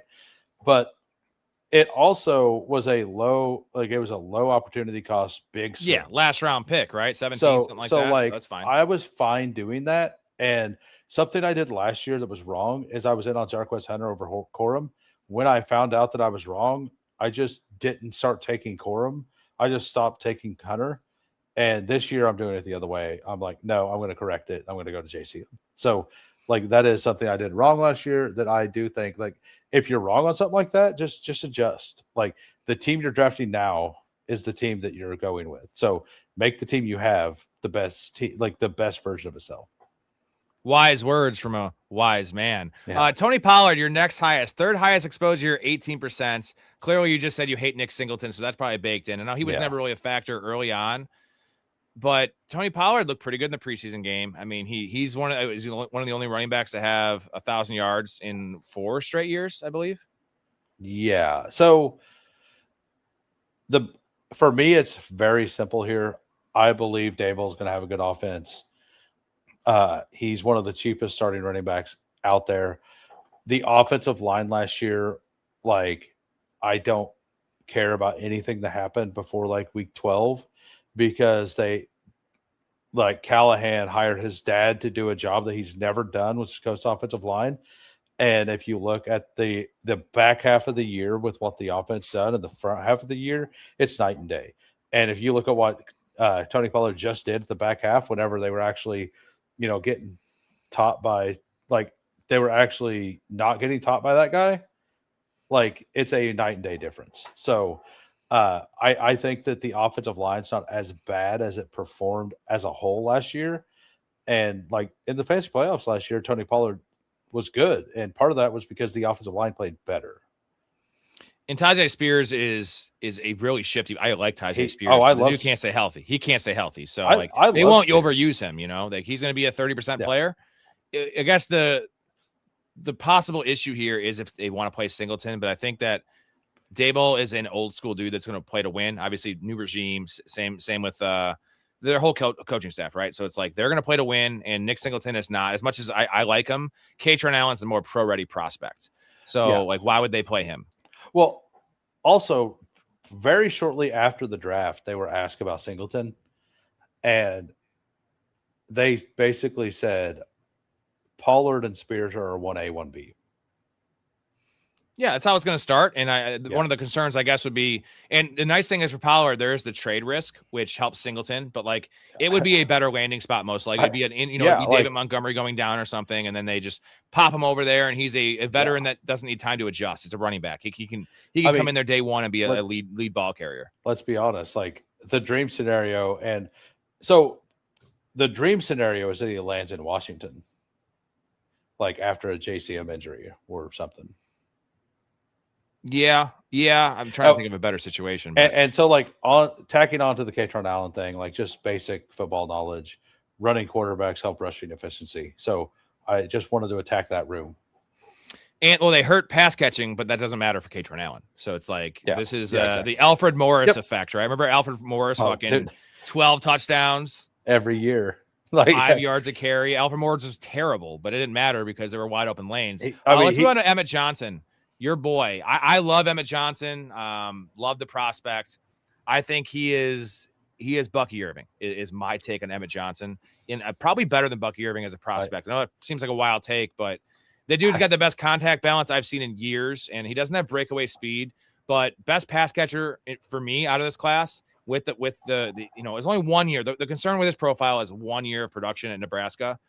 I don't care. I love the film. I love the player. I think the true handcuff. I never believed the Amari DeMarcado stuff. Like, this is Emmett Johnson's backfield. Maybe if it was a week 2 injury for Kenneth Walker, okay, probably not. But week 7, week 8, Emmett Johnson's backfield. And if they're going to have an ancillary piece, to get 25% along with Kenneth Walker, it's probably going to be Emmett Johnson. I love the player. I absolutely love the player. He was my number 2. Like, he was tied with Jadarian Price for me. Like, he was my number 2. I had Price at 6. I had Price at 6. I had Price slightly ahead, but like my heart was Emmett Johnson was just better, so, and it's everything you said. Like, I don't like the Bucky Irving comp because I didn't like Irving as a prospect, but it does make sense. Like, he's very shifty in a phone booth without the long speed, but Emmett has worse long speed, but better balance and better vision. Like, the reason I use the comp is because we don't like traditionally, especially in fantasy, we don't like smaller backs that don't have speed, but he is bigger than Bucky. But isn't Bucky like 195, dude? And I'm pretty sure Emmett Johnson's all of 208, 210. So I know he's not a big guy at all, but like, he is bigger than Bucky. Well, Emmett Johnson's like 6'1". His problem is that he's tall and thin. Like, Bucky's a little shorter. So Bucky's 5'9", 195. I think he's 5'11". I think Emmett Johnson's 5'11" or 6 foot. He's not 6'1". I mean, let me look. I have it. I literally have it up. Emmett Johnson's 5'11". But Bucky's like 5'8", Bucky's 5'9" or 5'10". Yeah, so I just love the thing, love the situation. I loved him as a prospect. I actually had 55% Emmett Johnson in pre-draft over on DraftKings. And it was a good spot. The ideal spot for me would have been Minnesota. I think I had the same sentiment about Mike Washington because that's a winnable running back room. I think Washington's the same situation, like winnable. But this is elite handcuff stuff. And like you give – there's some Brian Westbrook vibes with Emmett Johnson. And like we saw how that worked out with Andy Reid. And like Andy Reid can utilize an all-purpose back. And that's what Emmett Johnson is. Well, it's not only him, it's Eric Bieniemy. Like, that's when the McKinnon thing was going on, was Bieniemy. So, God, I was looking at Jerick McKinnon because I was doing some Kenneth Walker stuff in terms of like league-winning running back potential. And I looked at the last year. I know it's different because he was strictly that third down back. But I think McKinnon had a 7 receiving touchdown season. 7 receiving touchdowns on it was only like 60 catches. But like, dude, that's unheard of. It was 3 years ago. And 3 years ago, I advanced 33% of my best ball teams because I took a bunch of Jerick McKinnon. Do you remember when Josh Jacobs took all those years to not have a receiving touchdown? Meanwhile, Jerick McKinnon had 7 in one season. Like, that's outlier shit. But I'm just saying, like, we have a history. We have a history of this with Andy Reid and with the system. Well, on top of that, like, look at all these trash wide receivers Kansas City drafts. They finally drafted a guy that's not the same profile as all these other guys, like Jalen. Like, I've always thought everybody said Jalen Royals was like Rashee Rice. To me, he profiled exactly like the McCole Hardmans and guys. Like the way he won was just, he had speed and he ran fast, but he had no ability to be a receiver. Like, Cyrus Allen actually has receiver ability. He just wasn't like as talented in theory, right? Because of the draft capital. Like, we don't have those gadget players anymore. We don't have them. So that role that Jerick McKinnon had was trying to get replaced by those gadget players. And Emmett Johnson can replace that role very well. All right, guys, we're going to get the comments here in a couple minutes. Let's finish running backs, get to the comments, and we'll get to your wide receivers. So a couple more names I want to talk about. I think we both know we love Rico Dowdle, and we've talked about Rico Dowdle with Nice and Blunt. So let's skip Rico Dowdle. And Jonathan Brooks, is this exposure a lot before his ADP went insane? I haven't taken him since he went ahead of Dowdle. because you're a smart man. And I was the same way. Actually, I haven't really taken Jonathan Brooks since, you remember when he was going like 140, 130. Yeah. I was smashing him there, and I was hitting him at 120. And once they got within 20 picks, it was either him and Chuba, I was like, I had like 19%, and now I'm down to like 7% just because it's a really fragile situation there. And I just saw, I did my first Fantrax draft the other night. He went 61st overall in a full PPR. This guy took him as RB2. I was like, dude, the problem is, okay, if Chuba misses games, which is a potential, right? They're not, Jonathan Brooks a starter, but do you think they're going to give him 20 touches a game not until week 5, no matter what, because that'd be stupid. That would be, he's going to hurt. He's going to get hurt. And like, he needs to get up to speed in the NFL. So like, you're drafting a guy that, yes, might have some early season production, but what is the volume? And now we're looking down the line. Chuba comes back. It's a 50-50 split is my take. I think that as long as he's healthy. So number one, like, they're already missing both left tackle, both the left and right tackle. Not good. Not good, right? But I just wanted the guy I thought was going to end the season as the starting running back that was going around 105. Like I just wanted that bet, So I took it. I knew he was going to move up. I know how the people take. By the way, you're talking about that. He's going in the 6th round in FFPC main events, which are $2,200 drafts. He's going in the 6th round. And that's contest where he was being drafted in the 12th round before. Like, what are you doing? People just get juiced up about this hype. And like, that's not how, I don't think that's how you operate. I'm willing to miss out at that cost, right? Because there is a chance Jonathan Brooks is the top, 15, top 14 running back. But if you're drafting him at running back 21, like, literally, there's a chance he's out of the league. Like, if he gets hurt again, if he tears it again, I'm sorry. I know he's 23. He's gone, man. He's never going to get another chance. And that's a dynasty conversation, but it's like, I hate predicting injuries, but when a guy has never played in the NFL, and like, we also don't know what is he going to look like. If he's 80% of his former self, this is not CMC at 80%. This is not Bijan at 80%. This is a guy that we don't even know was elite. We think he was. I love the film at Texas. I comped him to like a bigger Jamal Charles. Not quite the breakaway speed, but he has that running style, which is awesome. Was it the dreads? The dreads as well, right? There's some stuff. Sometimes we do those correlations, but man, I love Jonathan Brooks. The price is just insane. Yeah, you don't even notice it when you're doing those two, right? You say, same with colleges, right? You're like, if a guy went to the same college, like if a wide receiver goes to Maryland, I'm like, hey, this guy reminds me of Stephon Diggs. I see the jersey, I see the plays, and it's just like, that's just human nature. The one that people don't realize they're doing most of the time is the jersey number, like because like you don't realize that you're comparing this guy because they have the same jersey number. And I just want to comment to Moonman there, like. K9 is an awesome pick. Like, this has nothing to do. Like, if K9 gets hurt, like Emmett Johnson is going to be the RB2. So in that game, in the preseason game, if you believe in usage, and KC, it's kind of weird, but he mixed in with Brashard Smith as the ones, and DeMarcado came in the 4th quarter. So like it's just like a cost adjusted bet, man. Like, I have 9.5, 10% K Walker. Like, he's my running back 13. You would have higher 13. Exposure if you're not picking on the right side of the board, you're not getting Kenneth Walker. Yeah. Unless you do something stupid, which you're not going to do that. You're not going to bring him up to 4. Yeah, he's not my running back 30. He's my 13th overall player. Where do you have him as a running back? Like running back 6, running back 5? I have him.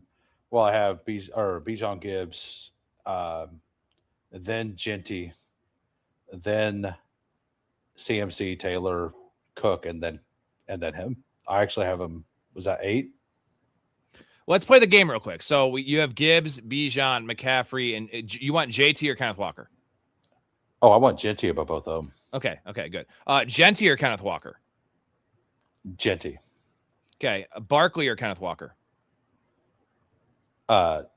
K Walker. So like, basically the ones I have after him are Barkley, Chase Brown, HN, Hampton, Henry.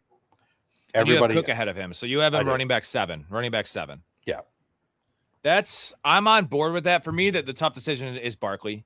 In a full PPR, I do kind of prefer Walker for the upside for sure. But like in a half PPR, I'm taking Saquon. I'm not going to get too cute with it. Yeah, that's my line. And best ball, I disagree fully with Barkley. Right. And redraft. And redraft, I think Barkley is a really good pick because he has an awesome regular season schedule. He just has a really rough week 15 and 16 going against the Rams and Texans. I think it is. It's not good. We're taking him over A-Chain for sure, right? Yeah. Like it's the offense. Yeah. It's just the offense thing.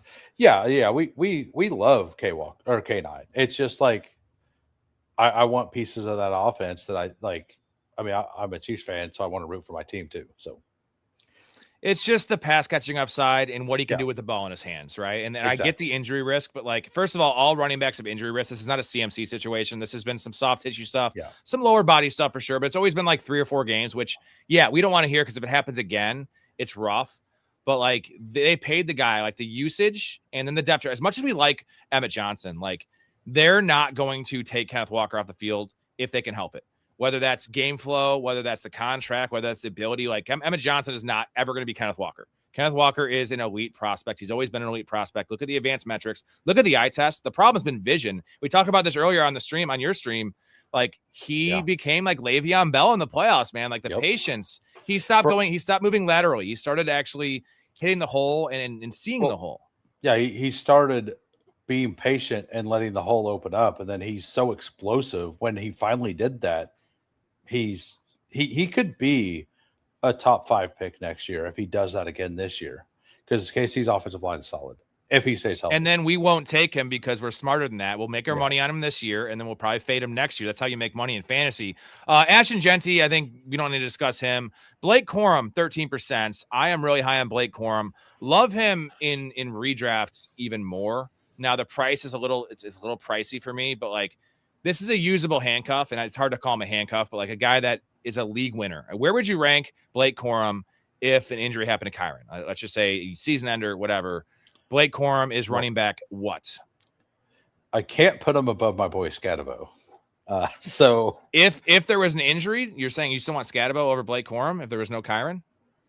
Maybe. I don't know. I mean, it is Rams offense, so.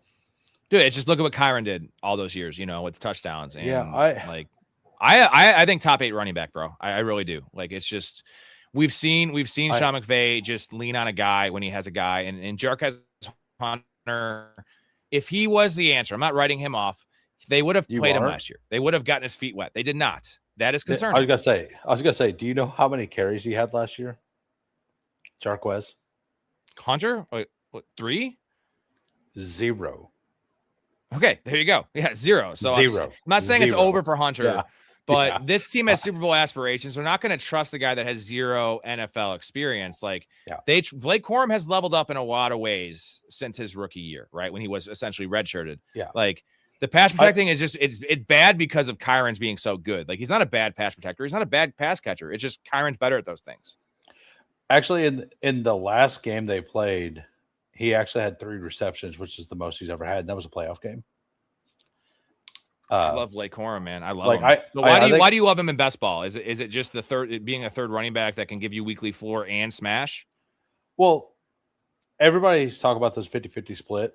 They're going to do exactly what they did the entire back half of the season last year, which is they run Kyren gets drive 1, Corum gets drive 2, and they rotate. And when halftime happens, they reset to Kyren drive 1.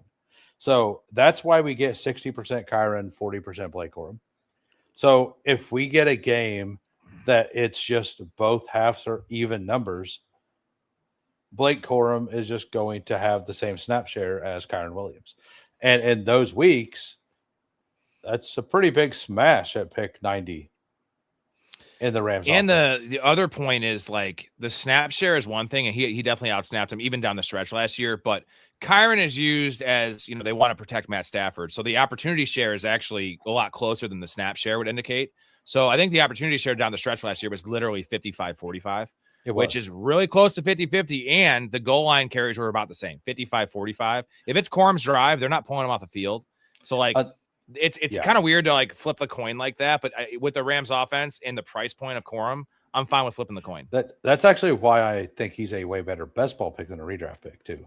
Like I get the contingent upside thing, but like in best ball, you're just going to get several 12 to 15 point weeks. Like you're going to get like 8 of them throughout the season. Yeah, whenever he scores a touchdown, which is going to be a fucking hell of a lot. Matt Stafford's going to be 46 touchdowns, guys. Yeah, he's going to get. Well, they're going to have a better defense. They're going to be running out games a lot more. They're going to be farther ahead. Like, and if he's the RB2, maybe he gets even more of those. Maybe they do rest Kyler. Maybe they do like him more. Maybe. All right, last name I want to talk about is Ray Davis, and we still haven't heard anything about the Ty Johnson thing, which is concerning if you're, a Ty Johnson fan or whatever. But I have like 21% Ray Davis, dude, and I am just in the moon. I've always loved Ray Davis. I just want the man to get a chance at actually getting some work, even when James Cook is healthy. But it is blowout potential, right, where he gets the run the clock out. It is the handcuff of handcuffs, because if there's no Ty Johnson, you're going to get Ray Davis like as a 25% snap share player, which doesn't sound like a lot, but tied to this offense, I feel like it's worth like a 33% snap share in other offenses. And we want to take players on the Bills on these elite offenses, and I love the players. Is that what it is for you? It's more just Bills offense, handcuff, like, and he's been so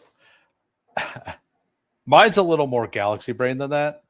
It's like, it's very good contingent value. The Ty Johnson thing matters a lot, but I look at the week 17 matchup versus the Dolphins, and I think that they're going to be so far ahead that Ray Davis should go play the entire second half.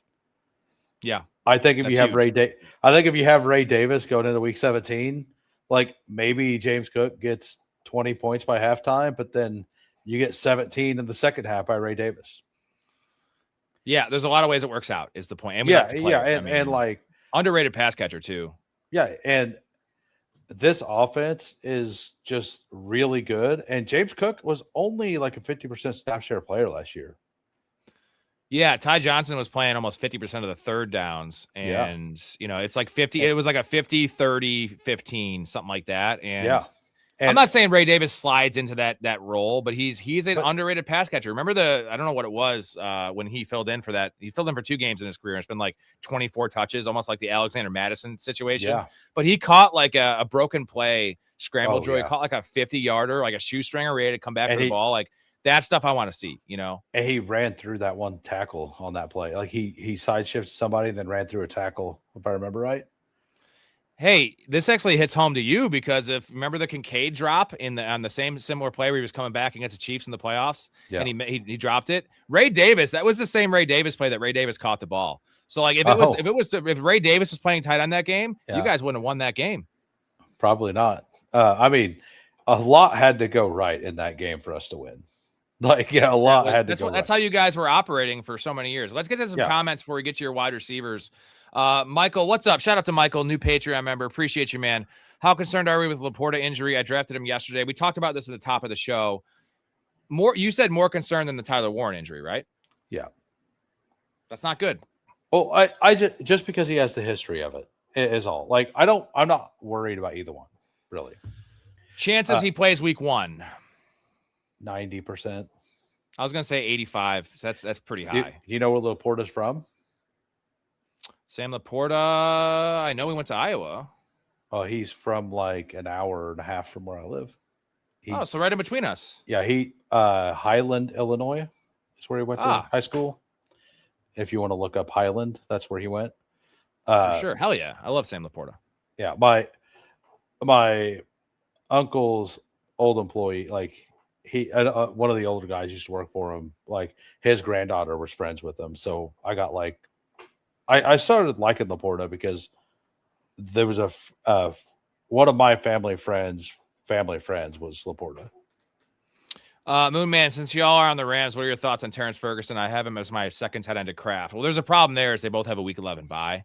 So, to have him as a backup, like, you're going to have a third tight end. Let's take the bye situation out of it. He is the ideal tight end, too, if you have a trustworthy guy, because we're looking for upside. And are you he has that. Are you buying this? They're just moving around the formation and like so. Sean McVay has came out and said that Terrence Ferguson can play the X, Y, and F. Is that the most bullish thing you've ever heard?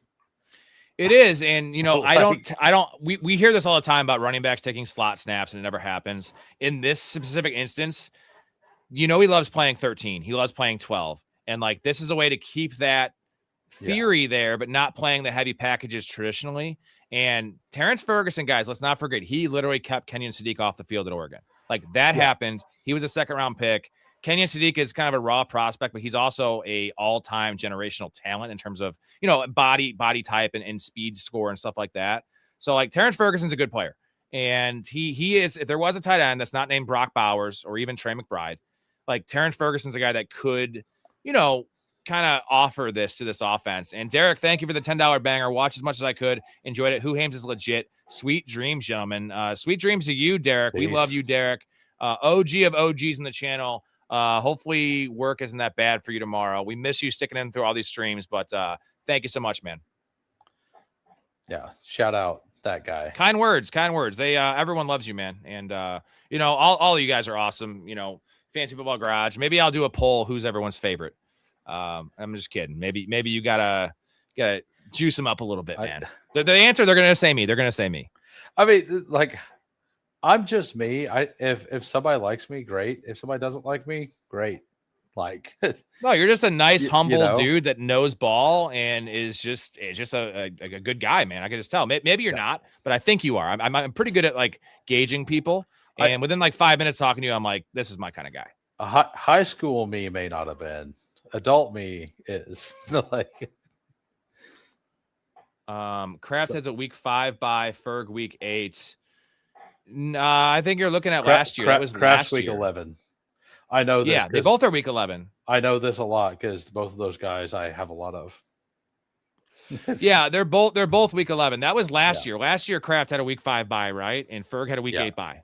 So I don't know if you're. Anyway, appreciate the sub, Moon Man, and we are very. I would bet my life they both have week 11 because we've drafted how many best ball teams between us? Like, fuck, how many have you done now? I'm at like 450 or 400 at least on Underdog alone. It's on all of them, all best ball drafts. Like it's got to be like over 1,000, right? It's I think I'm 1,500 ish now.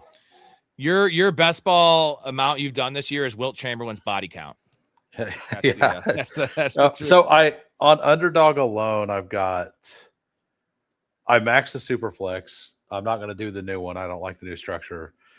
So I did 70 eliminators between the Frenchies, 164 super flex, 336 season, 200. I did every draft you could and pre-drafted 249. And then I got so I got one weekly winners. I got baited into one weekly winners draft.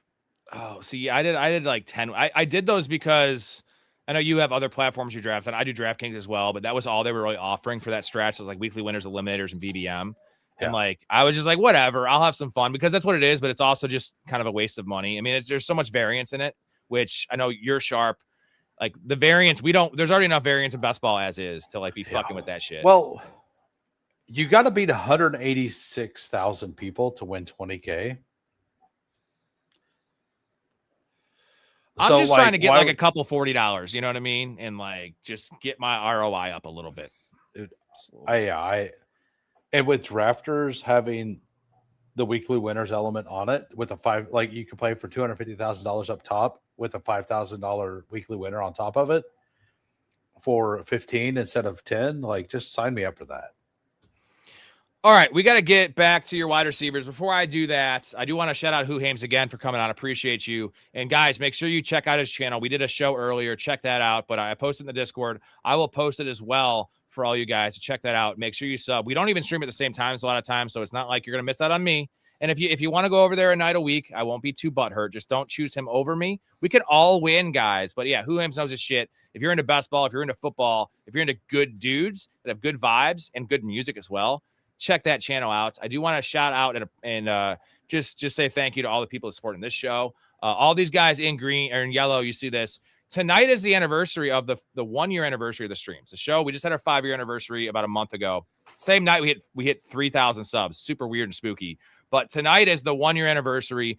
So this is the cutoff to be an OG. If you want to be an OG on the channel, which comes with being grandfathered into your tier and their prices. So when inflation goes up, when I move some tiers around, whatever it's at right now, it's always there for you for the rest of time. If it's 20 years from now, when every $1's worth fucking 5 cents, I don't give a shit. I'm going to give back to you guys for supporting us. Also, if you use the promo code PRO on the Patreon, you get 50% off your first month. Just if you want to try it out. The Discord's $5 a month to get in the community. That's $2.50. That's literally a pack of gum. We offer a shit ton of stuff around here. The Discord, community fantasy leagues, guest appearances on the show. Come talk ball. Sit in Hoohames seat right here and talk some ball, maybe with Hoohames. And then the free merchandise giveaways. We're giving away hats and shirts every single week during the NFL season. And the betting stuff, guys. I do release these bets on Saturday night. These are player props.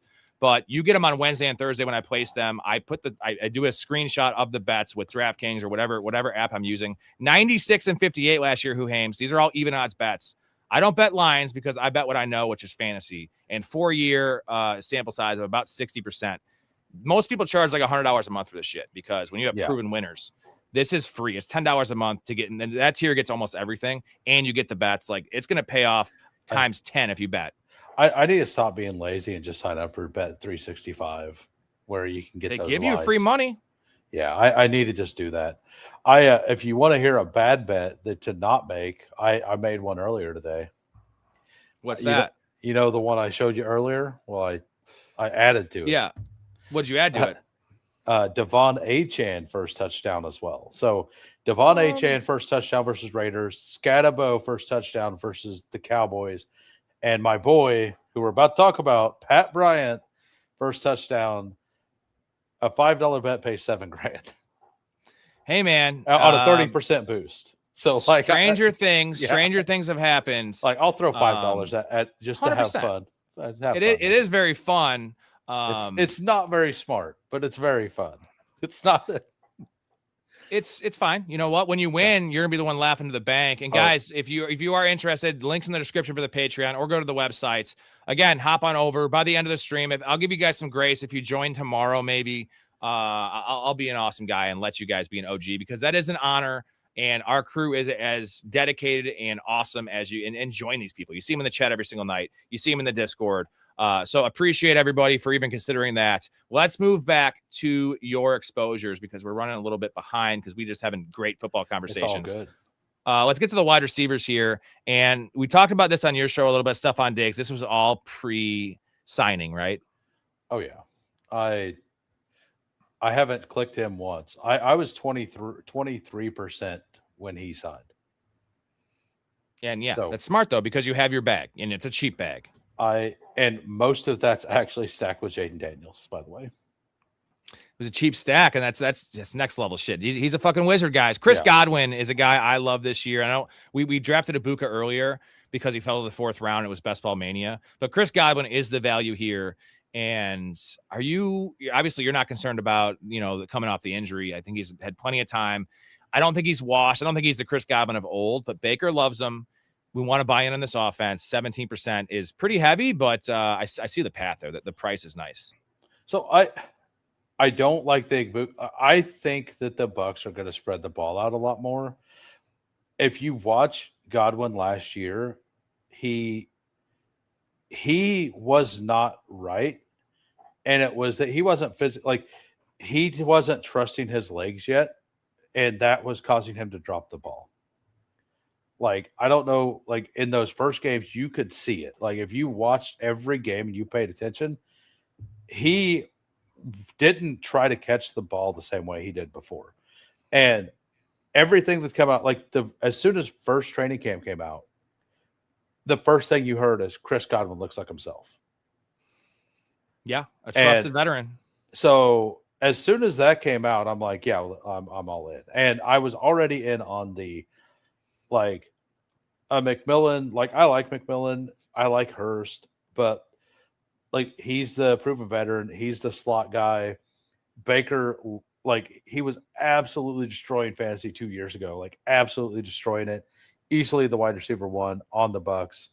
And I mean, let's be honest. Like when Igbokwe was smashing, he also didn't have a very good separation score at that point, and it because there was arguments going on. Is Igbokwe actually good or is he getting lucky because of the separation? Because there was a bunch of separation score bros out there talking about it, right? And I didn't make a decision, but I still think it's a legitimate question. I think it's a little bit of both. Yeah. I think people that are going to crown him as like, and the profile was fine coming out of college. I like Igbokwe. Just Igbokwe and Hendy are two guys that people just think are like the all-time greats. And like, I'm just not there, man. Like I need to see it, right? And we saw a small sample, but it was some fluky stuff. And whether the injury was affecting him, the drops were concerning. And part of that was Baker missing him. And it wasn't like he was missing him. He just wasn't throwing him the most catchable passes. But, McMillan is back practicing, but he has been hurt a lot in his career. Igbokwe is going to be partially maybe hampered from this turf. Maybe he even misses week 1 at this point. And like Ted Hurst is, as much as I love Ted Hurst, potential project. So, like, I know Baker was hurt down the stretch and McMillan came back. And the only reason Igbokwe was playing in some of those games was because he's a trooper and they didn't have anybody healthy. And he talked about that. So, and I'm not holding that against him, but like at the same time, McMillan, who was a much worse prospect and goes way later, when he came back healthy, he was like just flat outproducing him. And way less snaps too, Yeah. So it's not that I just think all of those things proves that they're going to spread the ball out. It is all. And I don't know that the cheaper guy is the good option, And if Godwin was going in round 5, I probably wouldn't have a lot either. But yeah, Godwin, that's fair. Godwin goes in round 8. I mean, I just take him and I just pull him up to 72 every draft now. But I think Godwin is going to end the offseason around Christian Watson if this turf toe thing happens. I love Godwin, obviously more in PPR. He's always been a PPR guy. And on my Fantrax Publics, he goes in like the 8th or 9th round. And if I take Bowers, if I take, an early quarterback or something, which I don't like to do, but he gives me the insulation. I am cool with Chris Godwin as my flex, as my 4th receiver starting the year. You can't see it by these exposures, really. You can kind of feel it, but I'm doing a lot of 2 wide receivers through the first 3 rounds. And then hammering running backs the next 2 or 3 rounds, or the next 2 rounds, getting a quarterback because I got quarterbacks in that range. I'm also getting tight ends there. So Godwin is usually like my wide receiver 3, and it feels so good as wide receiver 3. Yeah, it's gonna feel like if it's better Nico, when he's my wide receiver 4 in redrafts. Yeah, like let's just say Nico plus Zay Flowers plus Godwin, but you have Gibbs plus I don't know, Drake May, Josh Jacobs, and Loveland or whatever. Yeah, and he's going to get you safe floor, and this is also a play on Baker coming back to form. And let's not forget, Baker is pissed right now. He needs a contract, like F you two or stuff. Yeah. Jeremy Bernard, the next guy on your list. I love the prospects. I think he's a pro-ready guy. I think he's. I don't want to say Debo light. That's a cop out we all use, but this dude is a mauler with the ball in his hands. He's going to punish defenders. I just don't see the passing volume, right? I like Pat Freiermuth. I obviously, I love DK. And what's about Jeremy Bernard? Is it price? Is it just the rookie, buying into some upside rookies later? So I am scared on this one, but he's a top 50 NFL pick. He goes basically undrafted. The biggest worry is that he went to Aaron Rodgers, who's historically not really used rookies. He hates rookies. He hates them. He will fucking bench them himself. The difference is that Jeremy Bernard is like a consummate pro kind of guy. If there's a rookie that he's going to like, it's Bernard. And that team doesn't have anybody close to the style of player that Bernard is. And Roman Wilson is his concern, who hasn't happened. So, and I also think that Mike McCarthy is going to bring a lot more 11 personnel over. And I think they're going to be running a lot of 11. So I think he's just wide receiver 3 out of the offense is going to pass a lot. Yeah, so, I like the player. I don't love buying into the offense. I actually really like the offense. So I think the offense is going to be decent. I mean, maybe I'm wrong here. There's a couple bad offenses that I'm betting are going to be better than the market thinks. Pittsburgh's one of them. ETR agrees on that one. And Tennessee's one of them. I think ETR agrees on that one too. But I don't even look at ETR ranks. I just know a bunch of my community talks about it. All right, Pat Bryant, you saw it in the intro. That's your boy. I loved him out of U of I. He's an archetype of receiver that Sean Payton does like. We've seen it with Colson. Yeah. We've seen it with Michael Thomas. Now, he's not Michael Thomas for sure, but Marcus Colson was a 7th-round pick that dominated, and no one else in this receiver room does what Pat Bryant does. There's no real slot receiver. Like, I'm not a Troy Franklin guy at all. I think he sucks. So it's like, and Jalen Waddle is injury prone. So like, there's a lot of stuff here to like about Pat Bryant, and the cost is also very nice. So Pat Bryant's inside out. He can do the outside role too, right? And I originally went in with that exact thought. I did some research, and did you know? Do you remember Jalen Waddle's profile coming out of college? Yeah, I think he was more of a slot merchant. He was only a slot. Everybody wondered if his rookie year as well, if he could play outside. I think Jalen Waddle is going to move inside out as well. I think having both of them on the field is just like a cheat code because they won't be able to tell who's going to be where. So to get Jalen Waddle the best matchups, you just put both of them on the field. And I think that's something that like you don't get with Troy Franklin. Yeah, and like it's not ideal for Pat Bryant to be outside, but that puts him on the field. With this cost, with this price point, you just want him on the field, right? Just give him the snaps. Exactly. And by the way, these are rookie numbers because on the DK Millie, which I got 111 of them, I've got 30% Pat Bryant right now. 30%. I gotta start pulling the trigger on Pat Bryant, man. Well, it's too late. All of mine's in the 200s. He goes at 170 now. Every draft. Shit. All right, I'm not gonna pull the trigger on Pat Bryant now. Yeah, like I still think it's an okay pick. If I've taken Bo Nix, I'll still take him. Or if I've taken like any, like I do, I also end with a lot of them because I have a lot of Drake May and he's a bring back on the opposite side. So like my portfolio is kind of correlated if you pay attention as well. Like Diggs with Jaden Daniels, and just stuff like that. Are you concerned about the injury stuff? Because we mentioned on the stream earlier about him not finishing the game. There was concussion issues as well, right? So you get a concussion and you had what was it, a hammy? It was like 3 injuries on the year, which I don't think he counts as an injury guy, but like it is still something to pay attention to. I know it's his best ball, but it's a thing. It was a thing. Yeah, no, I don't really worry about it. And maybe that's wrong, but I'm not super worried about it. Last year I spent worrying about Chris Olave, and that aged poorly. So I'm just not going to worry about it this time. Well, yeah, I know if Olave was a 7th-round pick, this is a 16th-round pick, so I totally feel you there. Yeah. That was just some of my concerns, and I just thought it was a crowded room. Yep. And if what you're saying is true with like the playing matchups and it's best for Jalen Waddle for Pat Bryant to be on the field, I also just don't trust Sean Payton. Right, I mean, with running backs, with wide receiver carousel situations, and like Troy Franklin. As much as I think he shouldn't be on the field, he's a nice field stretcher, but that's what Jalen Waddle is as well. If he's factoring in, remember little Jordan Humphrey, though, playing ahead of Pat Bryant and ahead of Troy Franklin when everyone was picking up Troy Franklin?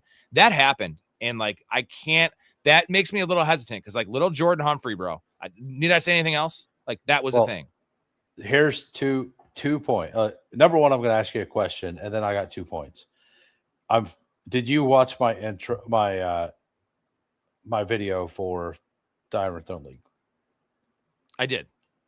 Okay, so Davis Webb is the play caller, not Sean Payton now. Sean Payton gave up play calling to Davis Webb. Part 1. Okay. Part 2, Davis Webb has a nickname for Pat Bryant, and he calls him Patty Ice. Correct. That's nice. That is nicknames are always good. We want our players to have nicknames instead of like, hey, bub. By the guy calling the plays. Okay. Are you in redraft? I know it's like not really, it's more of a best ball conversation in general, but Pat Bryant's ADP suggests that it's definitely more of a best ball play. But, if there's a Waddle injury, this could be a Pat Bryant situation. So in deep leagues, are you targeting Pat Bryant even in redraft? Oh, yeah. The Iron Throne for it. So you're going to have an Iron Throne. What if I snipe you on him? Good luck. Like, it's all good. Like, I mean, I think you might. I think you actually might fight me, though, You dude. stupid fuck. Go buy some sandals. Hey, go buy some sandals. You want to fight? I'll fucking fight. I haven't fought in 10 years. I'm fighting you guys. What you got? What you got? Let's see. Throw down, bitch. Throw down, bitch. I don't think I'm going to get that worried about a 14th round pick. I love Pat Bryant. Look, if you snipe me on Pat Bryant and you win the Iron Throne, I'm just because of Pat Bryant. My best ball stuff. Yeah. My best ball stuff is awesome. Like, we're good.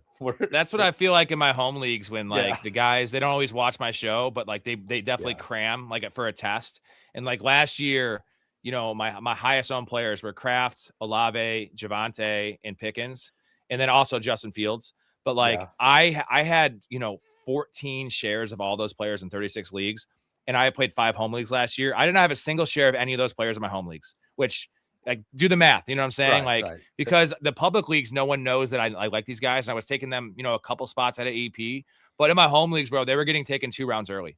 And so I actually had bad success in my home leagues last year because I didn't have any of my guys. But I was like, that's fine, because when and if they hit, the big money leagues I did well in. But like that's kind of the play you're talking about. If you're going to give your money to somebody, wouldn't you rather be at your friends anyway?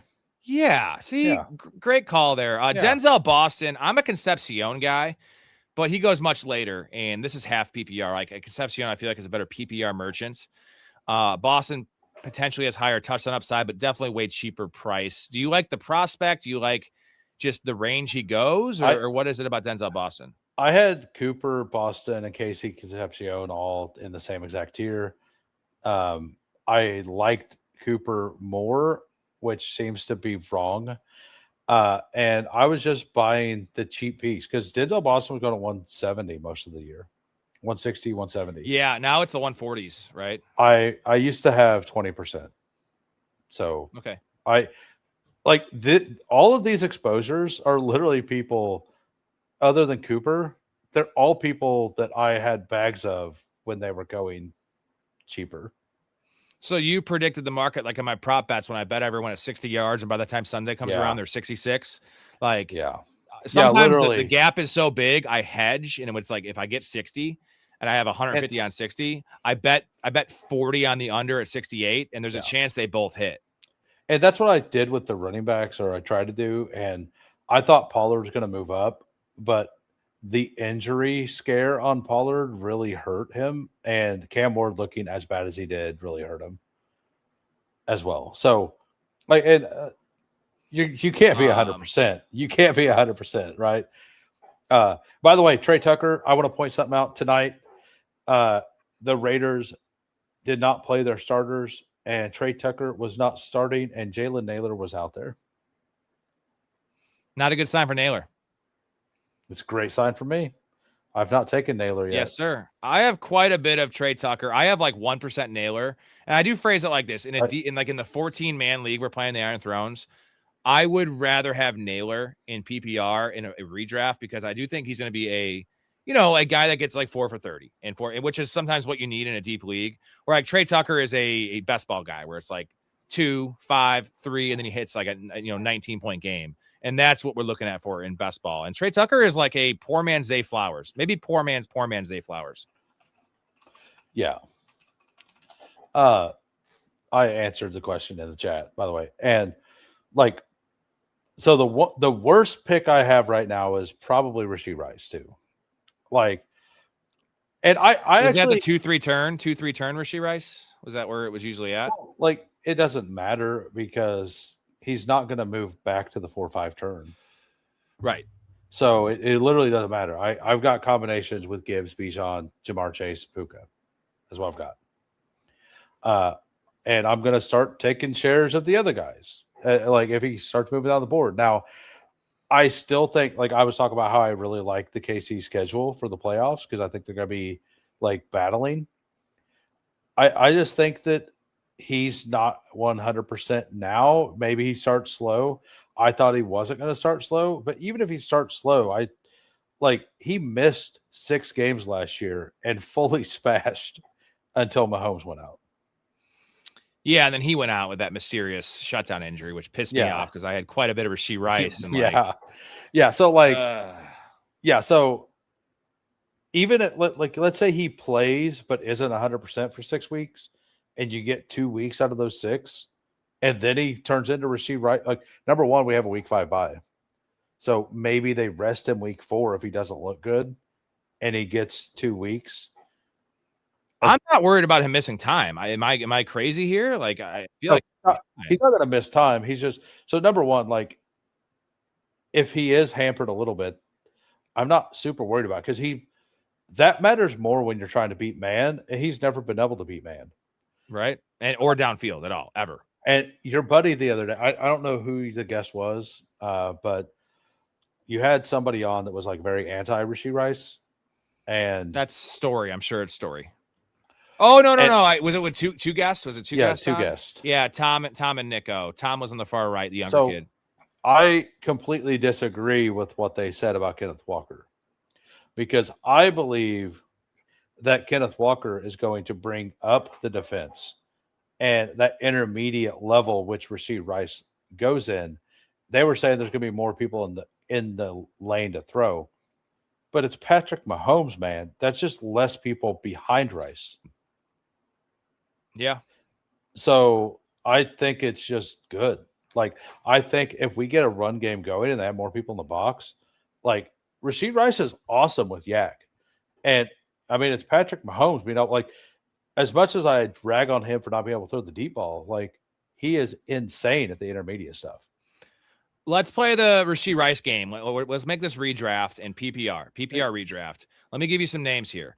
So it's a lot different than it used to be. Like, I've definitely moved down on Rice since these exposures. So Chris Olave or Rashee Rice? Oh, Olave. Okay. Zay Flowers or Rashee Rice? Zay. Devonta Smith or Rashee Rice? Rice. Neighbors or Rashee Rice? Neighbors. Pickens or Rashee Rice? Pickens.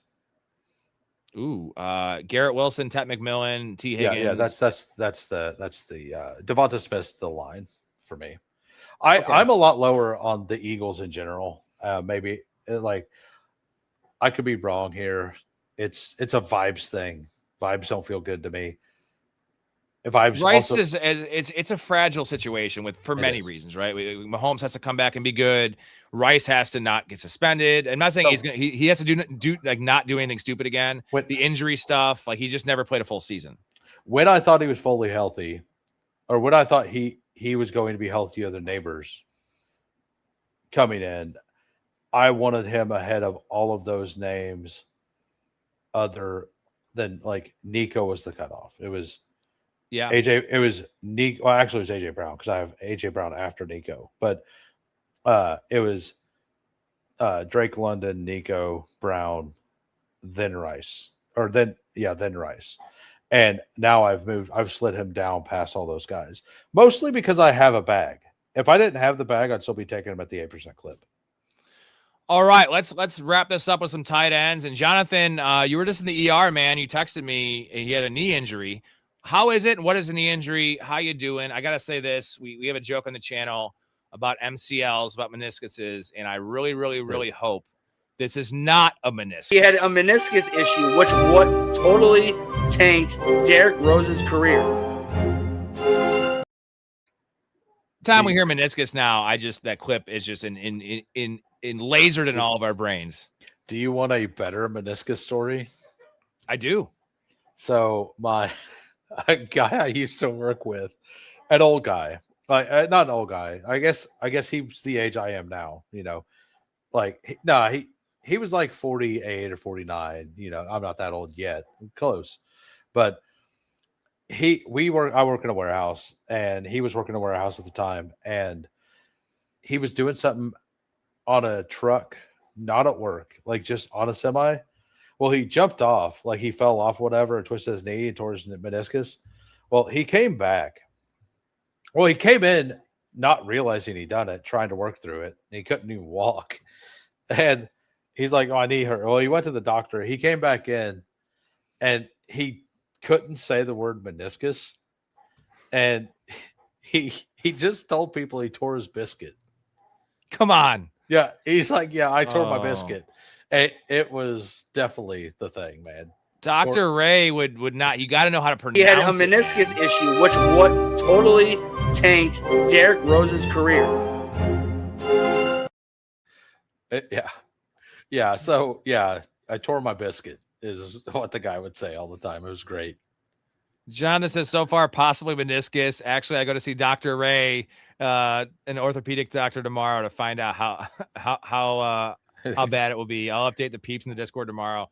You're never going to hear the end of it, bro, if it is a meniscus injury. But you know what? It is not as bad as an ACL or a PCL, at least for these football injuries. And you're a race car driver, so the irony is pretty great, bro. Not for you, but at least you're providing some comedy and you're taking it light. You know, you'll be back. Who knows? You know, let's keep our heads up. That's what we want to do around here. Well, let's get back to tight end here because we have, I don't want to keep it too long. Chikakonkwo, Chris the Candyman would be fucking freaking out right now seeing Chikakonkwo at 17% for you. Was he out? Oh, dude, we weren't even talking about tight ends. He just went off on this. I don't know how he brought up Okonkwo. He just went off on this Okonkwo rant that went for like 5 minutes. And I was just like, okay, cool. Like this, I like Okonkwo. He's never really got it done. And obviously before Stephon Diggs, I loved Okonkwo. I still have like 9% Okonkwo. I'm fine with it. I want to buy on Jaden Daniels this year too.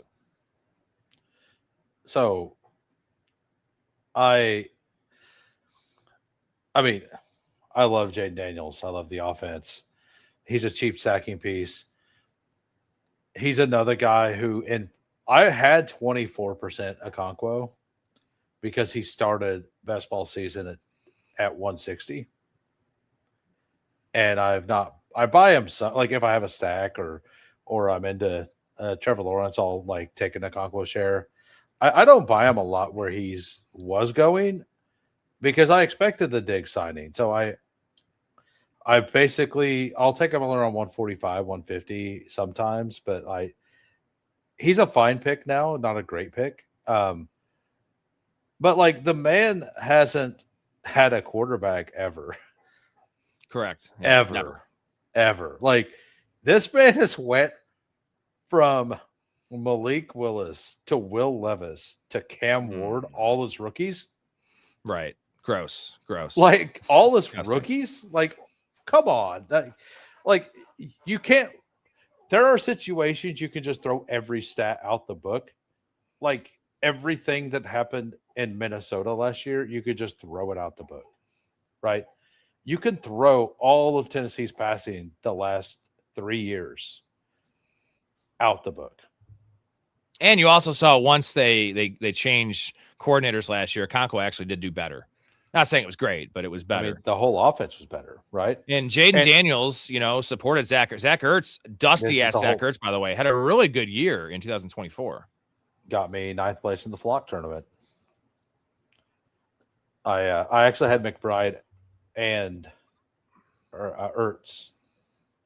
So, dude, Zach Ertz is, I know they're different type of players, right? Like Zach Ertz is much more of a security blanket than Chikakonkwo. Well, but Chikakonkwo doesn't need the volume. The dude's a fucking maven with the ball in his hands.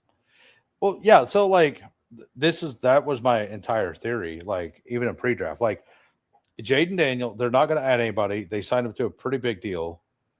Not like the likely deal, but a pretty big deal.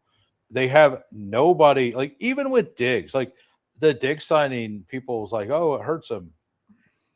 What if the offense is just better? What if they get more first downs? What if they score more? Like, even if Diggs gets 6 touchdowns or whatever, like, but the team scores 4 more touchdowns, is that just good for Chig because he's on the field more yards, more touchdowns?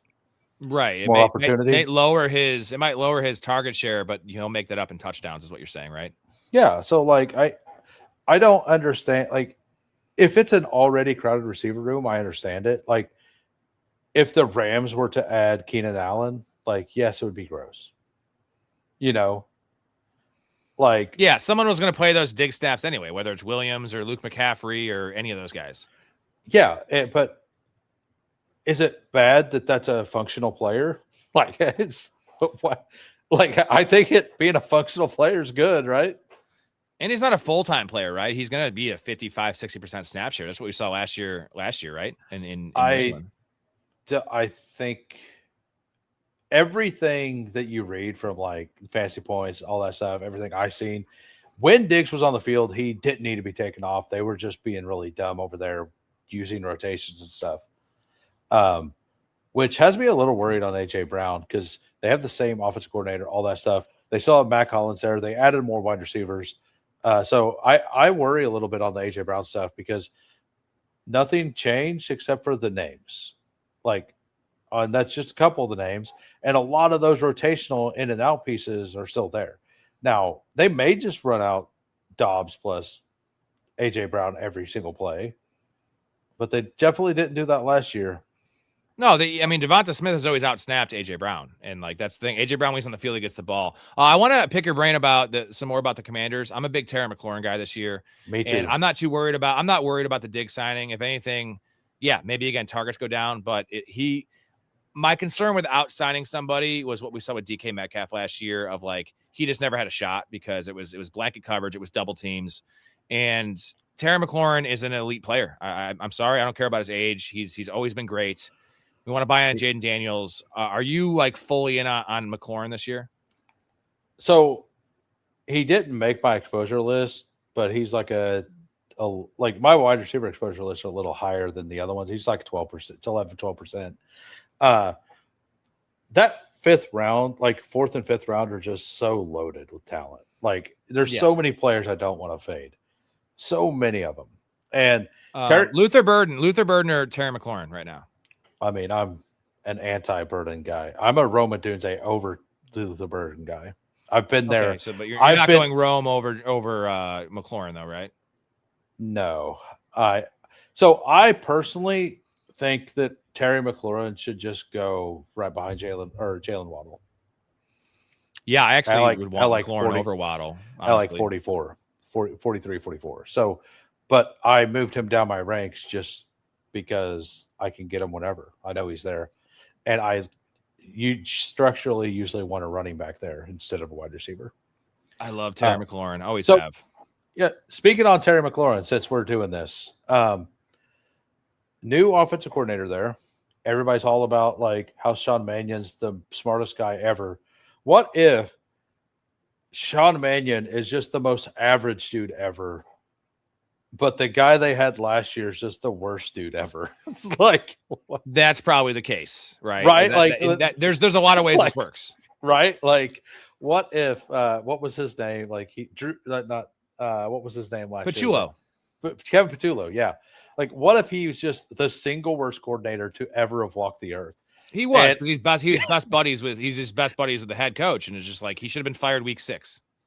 Yeah, and like what if they're just seeing something that's like semi-functional this year, and they're like, "This guy's a genius," like yeah, like what if you're in a relationship, a girl that's in a relationship with like an abuser, and then you don't even have to be great, you just have to be like a normal person, and they're like, "You're the best dude ever, I fucking love you, this is awesome." It's like, actually, I'm just normal. I'm not taking you on cruises. I'm just not beating you up, and that's Kevin Petullo essentially. I don't want to say anything personal about him, but like you get the comparison. Yeah, exactly. So. Number one, you get a new offensive coordinator in here. And the first thing they said is, we want to give him 10 targets a game, Terry McLaurin. Mm-hmm. And move him around potentially too. The next thing they said is, I want to move him around, where every single coordinator he's had has been like, hey, go to the left side of the field, stay there, you never move. This guy had 10, 11 touchdowns. Was it 12 2 years ago? And 13. In Jaden's full season, he smashed on touchdowns. That was with no help. There was nobody else on that team. Nobody. And it was only like 120 targets too. I'm not saying he can eclipse that by a mile, but like that's not like he did it on 160 targets. He was just super efficient, and it was beautiful. They match up so well, him and Jaden. I am really worried about the offensive line injury, like the left tackle. It's not good. Biotis? Tunsil. Yeah. Biotis was the other one, the other team.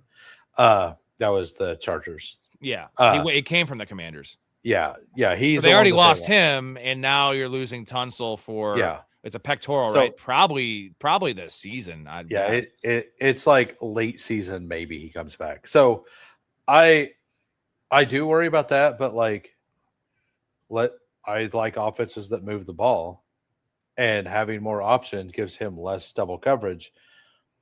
His touchdown line on Prize Picks, which is where I do some of my stuff, they give a boost every week or two. So I do like the prop bets there. It's 5.5 touchdowns. I feel like that's very free. Yeah, it should probably be 7.5 is probably too high just because of injuries and shit like that. But 6.5 seems fair. I would say 6.5 should be 5.5 is a really strong number to bet.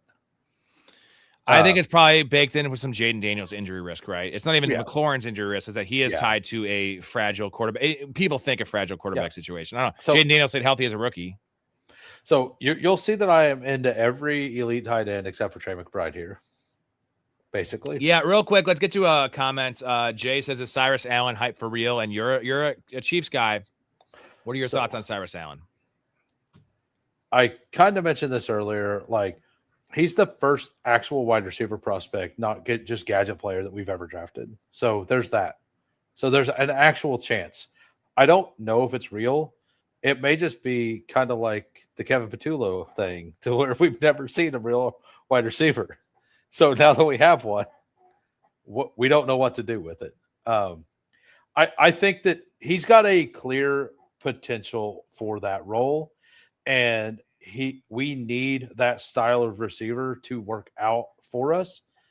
And I still like Tyquan Thornton, but Cyrus Allen could end up like really being something. And to be honest, like if the Cyrus Allen thing is real, I think it's really bad for Xavier Worthy. Yeah, I still don't want to give up on Xavier Worthy because the cost is so nice. It is nice. Smith, Neighbors, Ladd, Ibuka, full PPR. What order would you rank these guys? Devonta Smith, Malik Neighbors, Ladd McConkey, and Emeka Ibuka.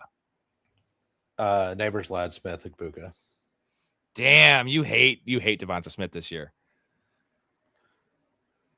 By that, because they do go. I would say Neighbors, Smith, Ladd, Ibuka. So I have Smith. I mean, that's exactly where the ADP is. I'm like I said, I'm not in on the Eagles. The Eagle I am in on is Dallas Goedert. Yeah, I'm fair on Goddard's value, but Devonta Smith's starting to fall a little bit though. That's where I will scoop him up. Middle of the third round. I feel pretty good about Devonta Smith. What's funny is I still have 9% Smith. Well, you know what else? I think you are a little bit guilty of being a little best ball brained. And like, I understand that Devonta Smith in best ball is not as appealing. In redraft, though, I think Devonta Smith's pretty safe. Like, he doesn't get hurt. Like, it's just the spike week potential. Like, how many games are going to have 9 targets? What is his ultimate touchdown upside with Goddard, with Saquon coming back? Yeah, we're talking about underdog exposure, so I'm looking at that. Right. In redraft, I do think so. I do think it's Devonta Smith in redraft. But if you were to ask me which one between Smith and Ladd has the best chance to like be wide receiver 6 this year, to me, it's easily Ladd. Alex, I don't get what you're saying here. Pick 4. I can start with Puka and Bowers and a 12-man PPR extra flex with a 0.5 time premium. Concerned about being screwed at running back. I mean, that's such a big pool of players, and I don't know who's available. It's fine.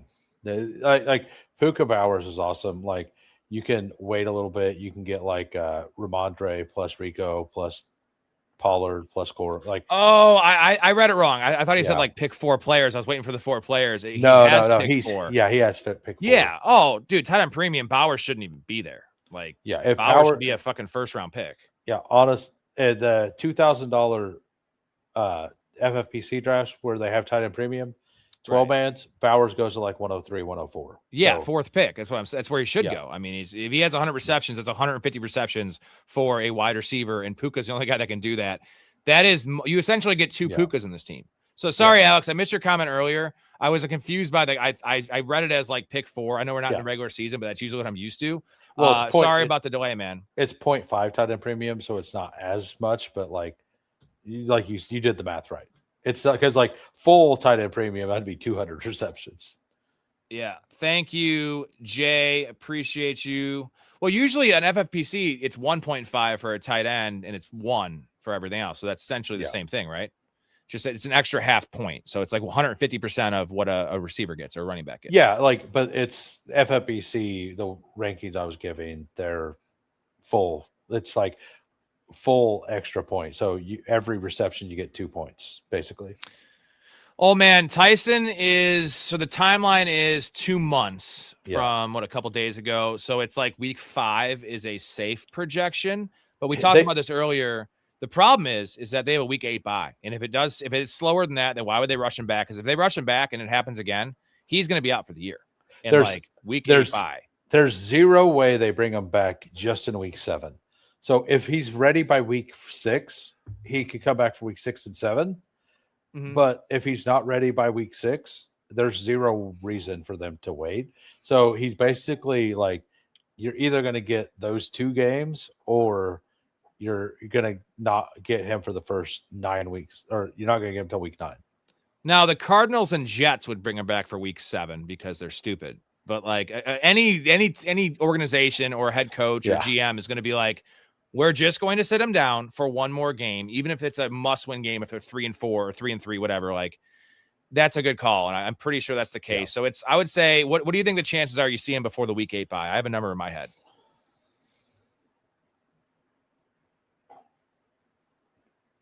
20%. Oh shit! I was thinking 50-50. I think it's a 50-50 proposition. That is not a ringing endorsement on taking Tyson. But you know what? This guy, I want to take the dip. This guy got a hamstring injury in December, and he couldn't even make the combine in February. He scheduled his pro day. He had to push it back because of the same hamstring injury. He got a shortened pro day that was specialized just for him. He worked it. He looked awesome. And then by the time training camp was there, he was hurt again. And he didn't, at this rookie training camp, he wasn't practicing then, I don't think, right? Or am I wrong? He had the December thing, and then he missed the combine, and then he pushed it back, like you said, and then he had a little scare in OTAs. Yeah, that's what it was. And then he sat him out for a little bit, and then of course, then it happens again. And they did say it's not the same hamstring. I don't fucking believe that shit. Like, they're going to cover their face a little bit because it's like, isn't they make a mistake in taking him? Isn't it not? What was this guy built in a lab? Like what? And did they use the wrong parts on his hamstrings? Like what? If it's I don't know. Is it worse if it's the same hamstring, or is it worse that it's the other one? Yeah, actually, it might be worse if it's the other one, right? What? It's bad either way. Jonathan says he actually injured himself at the pro day. Yeah, that's what it was. It's wild. Yeah. McCall says we took Neighbors over all those guys in our redraft. Smith, Ladd, Ibuka. I feel like I could have maybe went Smith over Neighbors. No, see, this is a 10-team league. If it was a deeper league, then I understand not taking on the risks of Neighbors. But we literally got on our bench, we have Brian Thomas and Christian Watson. So literally the Neighbors thing, the Smith thing, I don't want a bunch of guys that are going to be ranked 21 or 19 each week. Neighbors, if healthy, is going to be a top 8 receiver. I mean, that's just what's going to happen. And if it was a 14-man league, I think I would probably go Devonta Smith because I don't want to tank my team. In a 10-man league, and look what we did. This is, I want Neighbors. I don't even think he plays week 1. I think it's a maybe not a 50-50. There's a chance he misses week 1. With our team, he could miss 4 games, bro, and we're fine. Yeah. So back to my exposures real quick. So this is where my stand is kind of coming this year. I'm starting to mix in. McBride's kind of at a spot now I'm willing to mix him in. So almost all the tools guys and most of the sharpest players out there are pushing tight end and taking the value because all the tight ends do project better from rounds 10 to rounds 15. They project better than all the skill position players you're taking there. So you have to look for an edge somewhere in the game. And maybe this is I'm not going to advance as many teams or anything, but if the sharpest players are doing X, you should try to figure out a way to beat the sharpest players. And the edge that I'm trying to take is elite tight ends this year because everybody is in on these 4 tight ends. I'm trying to play thinner at tight end and beat them at the skill positions this year. Smart, because it's like you don't want to try to beat them at their own game. And not saying you're sharp as well. The thing is, you are a sharp, but like there's different levels of thinking to these things, and that's what you're talking about. And that's why I'm heavy on Loveland. And the Bowers thing, by the way, the actual percentage is like 10%. I told you earlier about the poodle. The 20 poodles, $7 each. Last year I went I put Puka at 101 and just drafted with Puka at 101. This year, I got a team to the finals, and Josh Jacobs ruined my life. Multiple finals. He ruined a lot of people's lives because I started him in some redrafts, dude, just because I didn't want to be like, well, maybe he's healthy. Maybe he gets 19 carries, and I'm pissed I benched him for, you know, running back X. No, I'm watching that game. I'm like, that's it. He's not coming back in the game, and he's playing like, what, 15% of the snaps or 18% of the snaps? It was gross, so dude. bad. But so like this year, my stand was I put Bowers at the 112. And in round 2, I took Bowers every single time.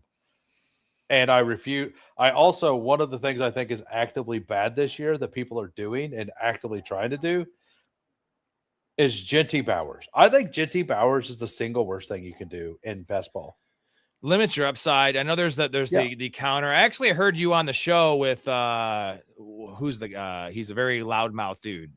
You had him on your show. He won some kind of thing. Anyways, you had the conversation with him about that he wanted Genty Bowers, and you're like, I'm not doing that.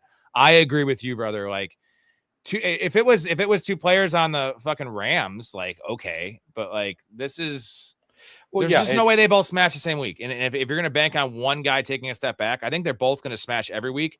But, they can't both score 28 points. They're just not going to happen. Yeah, it was Rambus. Rambus, yeah. Yeah, but, I think the same exact thing for Bijan London. I think the same exact thing for Jamar Chase and Chase Brown. I just think it's actively bad to do that in round 1 and 2 because it's limiting. There are worlds where Chase and Chase are fine, but isn't that a very small subset? Now, if Chase Brown never makes it there and you have a 1-of-1 team, you do it. But whenever, back when Bijan and when London never fell back to Bijan, I took it whenever, in pre-draft, you could never get that because London was going at 16. So when it happened, I would take it because it's unique. Whenever it becomes something you can just do at any point that you want, I don't think it's good anymore. And again, I get what you're saying. Chase and Chase Brown, Bengals are not the Raiders. It's just not the same. The Bengals have a chance to score 48 points in a game. And I'm not saying the Raiders have no chance of doing that, but I'm kind of saying they have no chance of scoring 48 points in a game. The odds of that is 1%. The odds of the Bengals putting up a 48 burger is 10%, 15%, 20%. I've done it with the Bengals, and I don't like it. I do think that in the playoff format, it's more defensible. But if you're playing on drafters where it's total points, I do think it's impossible, because if it's a season long prop, I think it's really hard for both of them to really be the guy you needed in the first, second round. Good call, man. Silver says, how do y'all compare Fannin to Warren and Loveland? So Fannin goes in it's an Underdog's different, but in redraft, he's Fannin's 80, Warren's 45 or 50, and Loveland's 40. So Warren and Loveland go much closer together. How would you break this down? And are you in on Fannin? I guess is where I start with that one. In full PPR, Fannin's a fine pick. I don't think the Browns have enough touchdown upside for me to really be in on Underdog. They're all going to go to Judkins, man. Maybe. I mean, you just added Boston, who's apparently destroying camp, Concepcion, who's an absolute animal. You have And then you have Shadur or Deshaun throwing to him. Like, right. That's the thing. How many touchdowns are they going to throw? Like 22 as a team? That's like optimistic. They had, I forget. I think that's what they had last year. It was something around there. It was like 36 total touchdowns for the entire year as a team. It's disgusting. Like, I've looked at it multiple times on fantasy points. But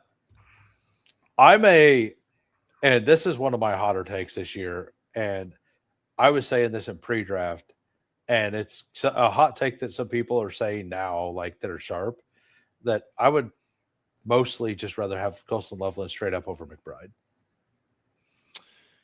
Yeah, I mean, obviously I don't draft that way, but like McBride is the fade this year, and like now when he's starting to go at the end of the third round, I'm fucking in on Underdog. But I'm a Bowers guy, and I'm Bowers or really nothing unless I get value on. I love Warren and PPR regardless of the injury, and then after that it's so flat. Like Fannin, Laporta, that whole group is like the same player. Even Kraft, I love Kraft, but like there's some risk there. My hot take is that Colston Loveland's 12 touchdowns. I mean, Caleb has a chance to throw 30, maybe more. And, Luther Burden isn't going to catch a lot of touchdowns. It's a Roma Dunze thing, but there's the foot injury. Yeah, man, that's his guy. That's his guy he's looking to.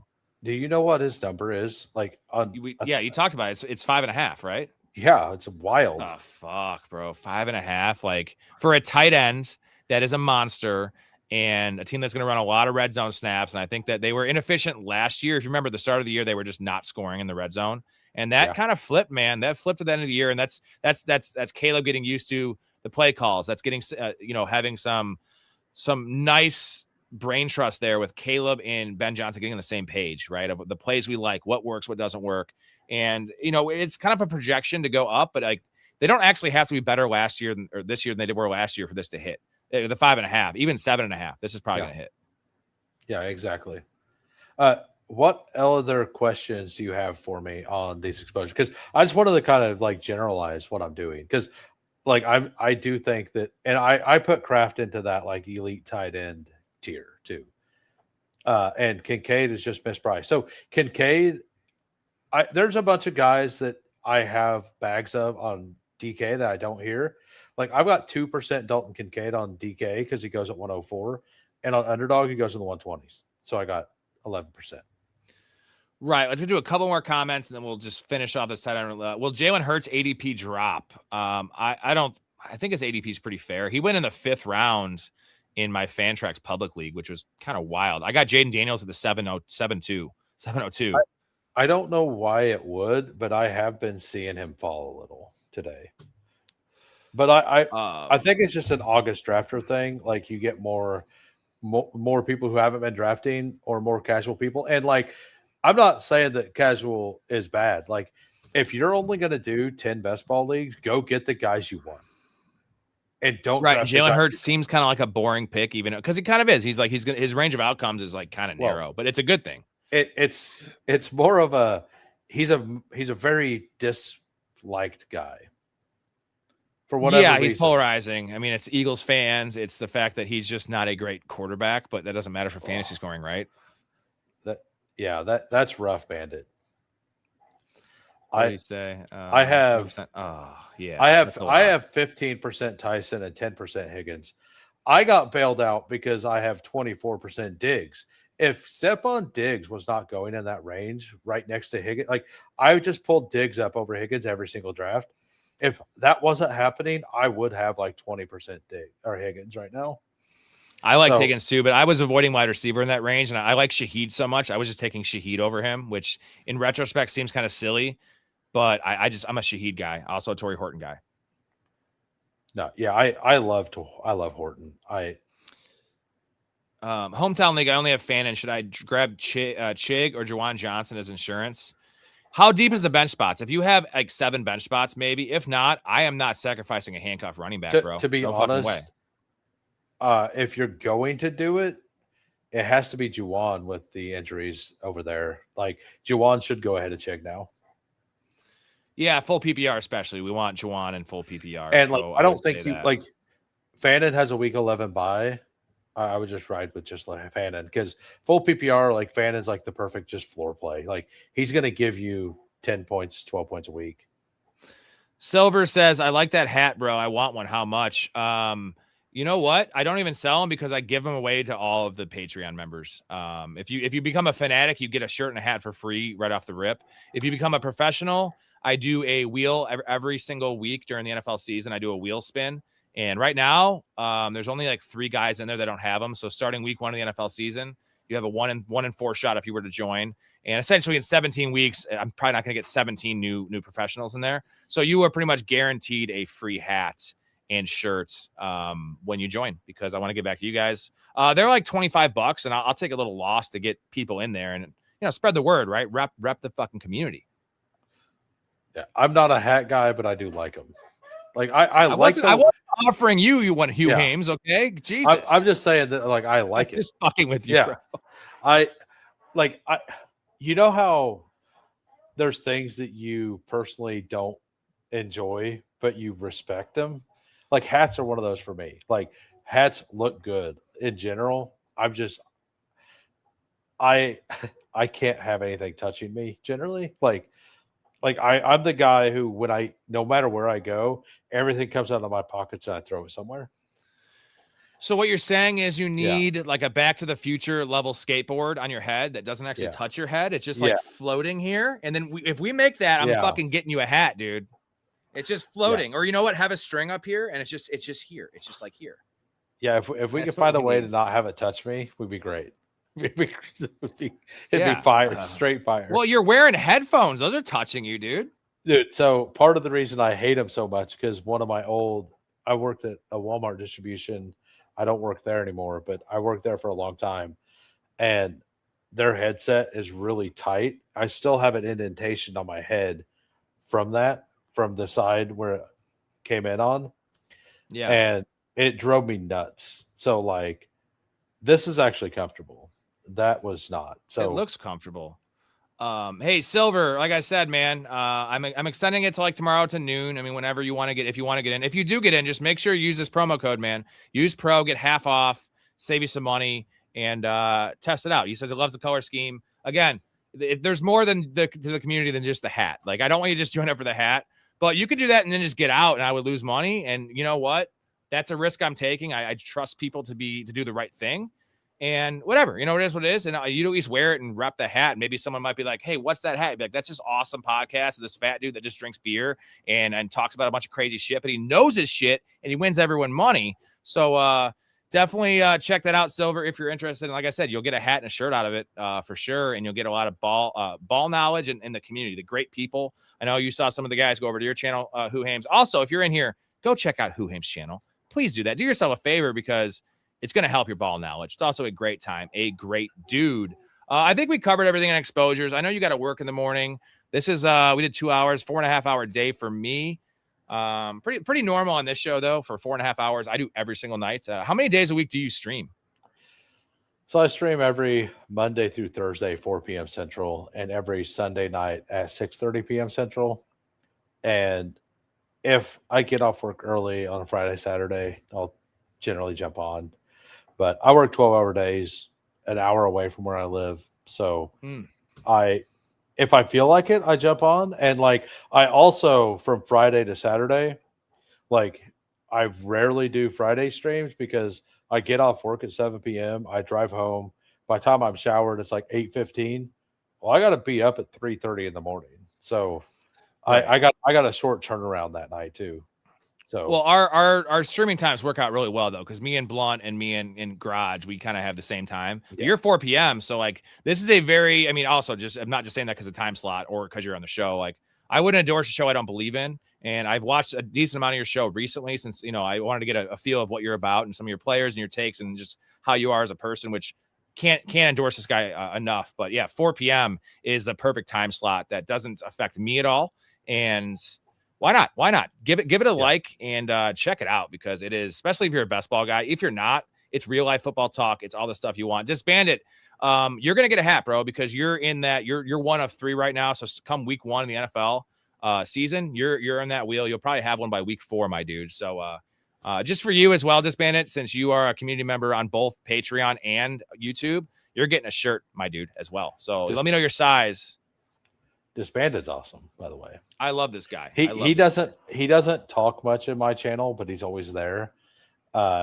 He's like known around the entire best ball community because he just pops in during the day, just puts a dot in there. The period, the dot. Yeah, love it. But like, it's because he's always. I think he works. I don't know if you know what he does. I'm sure he'll tell you. But exotic dancer. Close. What does he do? I mean, he could tell you if he wants. Like he's gonna just put a period though. I don't go around. No, he won't. What a guy! Yeah, I get you. He's very vocal about it in Blunt's channel. I'll say that. That's a very respectful take, and Hoohames is a very respectful man. And Disbanded says, "I'm just waiting for my hat and shirt that I'm going to quit too." Yeah, there you go. Oh no, he's told me this. My bad, Disbanded. Yeah. I have so many people to keep track of. You're in Colorado, right? Yeah, I do remember that. Yeah. So yeah, but man, I had a great time tonight. I'm not, like I said, I don't sleep much, but I generally don't go to bed till 1 or 2 anyway, and I had to wake up at 5. But it's just nice to talk ball, man. I enjoy it. We could literally sit here all night, and I think I had a similar vibe with both Blunt and Candyman. You guys are all awesome, and hopefully you feel the same about us over here because. Sometimes it's not just ball, right? We can go on other tangents. We kept it really ball related tonight because we had so much to get into it. We didn't even finish what we were going to do. But guess what? That means there's a fucking part 2. Man, and if you guys didn't watch the stream earlier on my channel, we may have drafted the BBM shipper. It's a fire team. I think so, man. It's a fire. I think I rated it 0.5 out of 10, but like that was a conservative rank because I also don't like to just be like, this is the.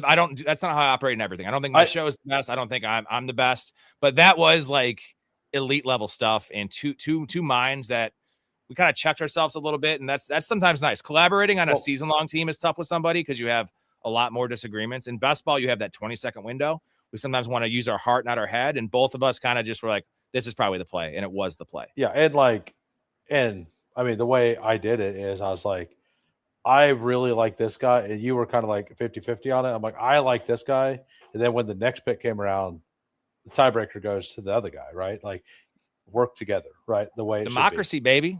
That's democracy. Exactly. And all in all, team looks good. It does. The only thing it's missing is Emmett Johnson. It's not as good as the McAuliffe team we drafted after the stream. Oh no, that is. But like these public league, like I've done a couple of these public leagues, and well, this was a home league, which is actually even easier if you're at the right people. And like I do all the public leagues because every year I'm doing these drafts, and I see people take Brandon Aubrey in the 9th round, and I see people take 2 defenses, and I'm just like, there's no trades. I'm just smashing all the handcuff running backs. I'm smashing, an upside receiver. And I'm just like, I always want to do like 20. And the next thing I know, I have 25 every year. And last year I was going to do 30 and I did 6 more because I was like, I love my teams. It's not even about me loving my teams as much. It's about me looking at the other teams. And there's 4 I can cross off. And the rake on Fantrax is like 7%. So I'm like, yeah, it sucks to pay in the rake. But if I'm already eliminating, I can tell you, I can eliminate these 4 teams just based on build and just some of the shit they're doing. That means I have a 1 in 8 shot. And that's if I wasn't even good. And like now I think, okay, now I know I'm an elite level player that's going to make the right moves in season. I'm going to draft well. Now I have a 1 in 6 chance to win this league. That is if you do enough of them, right? Like the smaller sample size, you can get screwed in fantasy because things happen, injuries happen. The more sample you have, like with you with best ball, like you're going to come out on top more times than not because you're going to make the right moves over and over and over again. Well, so like I actually made my money last year in the daily underdog streets. No shit. I made my money on drafters and DraftKings last year. Underdog was not kind to me last year. Underdog is tough, man. I got my horns last year. I shipped the Engage 8. I got second in the playoff. Hurry up for $1,000. I hit $1,000 3 times. I hit $2,000 twice. I got 5th in the Wildcat. Coolers, the guy I said super sharp. He maxed the Wildcat every week. He shipped it twice. We like in my Discord, we just talk about things. The week I shipped the Engage 8, he shipped the Wildcat. So we were on the same thing. Jesus, balling over there. You wonder why he has these nice headphones and this nice leather chair. I'm sitting here in a piece of shit chair. Damn it. Yeah, so like it like we just bounce things off each other. I have a little just open mic channel. People can go in there and talk whatever they want. And we just pop in there and talk ball the random hours.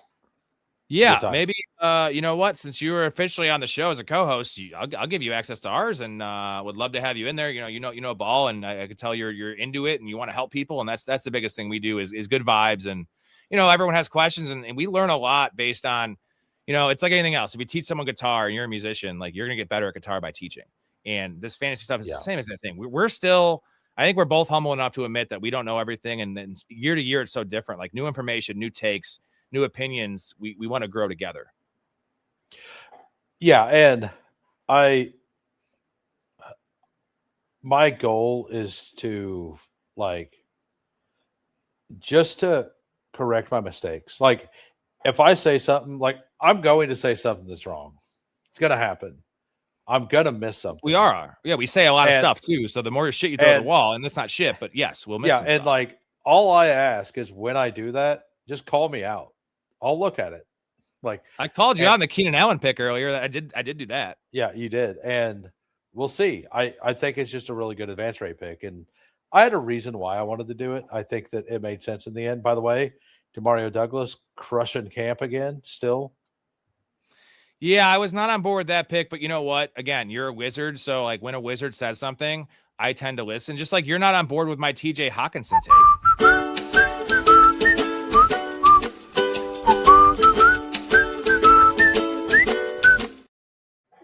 Yeah. Question to end this one off. Honest question for you. Did I sway you at all? And I didn't really make even that many analytical things. For me, it's as simple as the ADP and betting on Kyler and betting on Hawkinson being healthy. Did I sway you if you had to re-rank your tight ends right now? I don't know where you have Hawkinson. Would you move him up with what I said and how firmly I believe in it? And if you trust my ball knowledge, like this is a very, very, it's a concrete take by me. It's not changing. Well, the answer is no, and it's not because of the ranks. It's because of my draft style being more in on the elite tight ends. Like I'm trying to be done at 2. I also don't mind going the route of taking Bowers and then still taking Kyle Pitts and just flexing tight end. Dude, you can take Bowers and take Hawkinson and flex a tight end is what I'm telling you. Yeah. For fucking 60 picks cheaper. I get that. And I actually do a lot of my problem is the entire, and I guess he's cheaper or he's more expensive now, but I've been T Ferg over Hawkinson the entire offseason. Now he's going ahead. And now he's going ahead. So and a couple of the players I liked that was going before Hawkinson or after Hawkinson are now going before. I still like AJ Barner a lot. I know why. Now I'm hearing what you're saying, and I understand why. It's because if you're taking elite tight ends, it's going to take a spike week to get in your lineup. And Ferguson is going to be a guy that's going to have 2 or 18. And I think that Hawkinson's going to be a lot of 9 and 12 point games. But see, the way I'm building my tight end room is I'm fine with going. I am totally cool with Hawkinson, Schultz, and Freiermuth, right? Like those 3 because I'm not putting anything in the position. And if I just get 11 points a week from there, it's an advantage, right? And there's a million ways to do these things. That's the point. It's like there's no right or wrong way. I mean, I guess the wrong way is just taking punting tight end completely and taking 2 bums. That's the wrong way. Yeah. Yeah. And that's why I'm okay if I take a Bowers or a Loveland or I think with Kraft and Kittle, I think Hawkinson makes some sense. I have a lot of Kittle because I think he's an elite tight end that's mispriced because everybody's scared that he's 32 coming off that injury, and they should be. But it's an upside game, and I'm just going to take that swing. And I have a hard time with Stribling. I know he looks awesome. He looks really good right now, but it's George Kittle, on an offense that it's Evans and Kittle and then Deebo coming back. How is Kittle not the number 1 target in a lot of those weeks? It's also Mike Evans. It's also CMC. That's the problem. And the nice thing is Christian Kirk might be cut, but he wasn't factoring in. And it's dude, Strickland would be fine. Strickland would be fine if the price wasn't what it is. This price is just getting. You almost need him to be a starter now, in where it might go. Jay, I'm gonna send that. I sent the clips to the. I'll DM you specifically. Yeah, or just it's Hoohames. You see it on here. You misspelled it, Jay. So make sure you spell it properly. I will DM you his channel right when we get off here, my dude. Jay is a valued member of the community, very loyal dude. Wants to learn. He's his first year into best ball, and he's been playing fantasy for a long time. So this is the guy you need to go to. And you've heard all my takes. Listen to this guy's takes because I'll be honest, he's sharper than I am at best ball. Can't wait to whip your ass in the Thrones League, though, baby. Yeah, the Thrones League is gonna be fun. It's like I said, I said I don't do a lot of redraft because of my schedule. Well, when it gets slow and it looks like it's gonna get slow early this year, I take the first 6 weeks off Sundays. I just schedule it off. It looks like this year we're gonna be decommissioned, which they basically just move us. So I'll be working Thursday, Friday, Saturday, and I'll have Sundays off by then, so I'm not going to have to miss any Sundays this year. So I can't wait to compete with you. Just don't forget I've played almost 500 redraft leagues in my life. That is 10 lifetimes of fantasy. Yeah. And that experience is unmatched. I think some of the old guys might be up there in that thing, but they can't remember the first ones they did. So mine are all in the last 15 years. So my memory is fresh, bro. I was really hoping that last bid would be submitted before the end of this so we could discuss it. And it's not submitted yet. But I think I have a take on it. I don't think many people are going to agree with. So, yeah, we'll have to push that to another day. But, bro, you're the man. What a great guy. I call him wizard, genius, whatever you want to call it. In general, knows ball, super, super humble, and just honored to have you on. Thank you for having me on your show, and just could be a start of a nice little marriage. And in Illinois, we can marry each other technically. So, yeah, I actually have 3 gay cousins. Now you got a 4th, baby. Yeah. Yeah. And again, check out Hoohames' channel. I'm going to send us the Discord again, and we're actually going to get him in the Discord, and you can pick his brain a little bit more whenever he wants to get in there because a plethora of knowledge and just good vibes, man. Yeah. All right, man. Yeah. Thanks for having me on. I definitely need to get to bed. For sure. Yeah, what a great show. Almost 3 hours. It's what we do around here. It's like I'm a bad influence sometimes, but we didn't even finish all the stuff because that's how good the conversation was. We had disagreed on some things. We had a lot of agreements. We don't want to disagree on everything anyway. That's the worst. If everyone's just saying yes, yes, yes, what are you learning from that as an audience? Right. And the thing we did well is there were some things that I liked that I forgot to mention. And what's weird is some of the points, like with Chig, whenever we were talking about him, you brought in some points that, with the Zach Ertz thing, that was my argument very early in the offseason that I've kind of forgot about. I've just, it's just part of what I think. I don't think about talking about it because I talked about it so many times. And you brought it back around. And whenever you hear your exact opinion confirmed by somebody else sharp, it feels good. I'm sharp? You think I'm sharp? Yes. Go. Absolutely. All right. Kind words from a kind man. Yeah. Appreciate everybody in the chat. Thank you for the supers. Again, definitely check out Hoohames. I'm going to be spamming that on your guys' DMs. I want to get that subtotal up to 1,000 very soon, my dude. But by the way, 900 subs before kickoff. I'm doing a 9-hour live stream. But if we get to 1,000,000, I already promised 24 hours. So ruined my life. I could help fill that. I could help fill that up for you, man. I'll fill you up, Hoohames. All the way up, baby. All the way up. Oh, I love making this guy laugh and smile. Just warms my heart. All right, dude, we got to get out of here. You got to get to sleep. Yep. Great show again. We'll be in touch, man. Love your life. Stay positive and respect each other. We're out.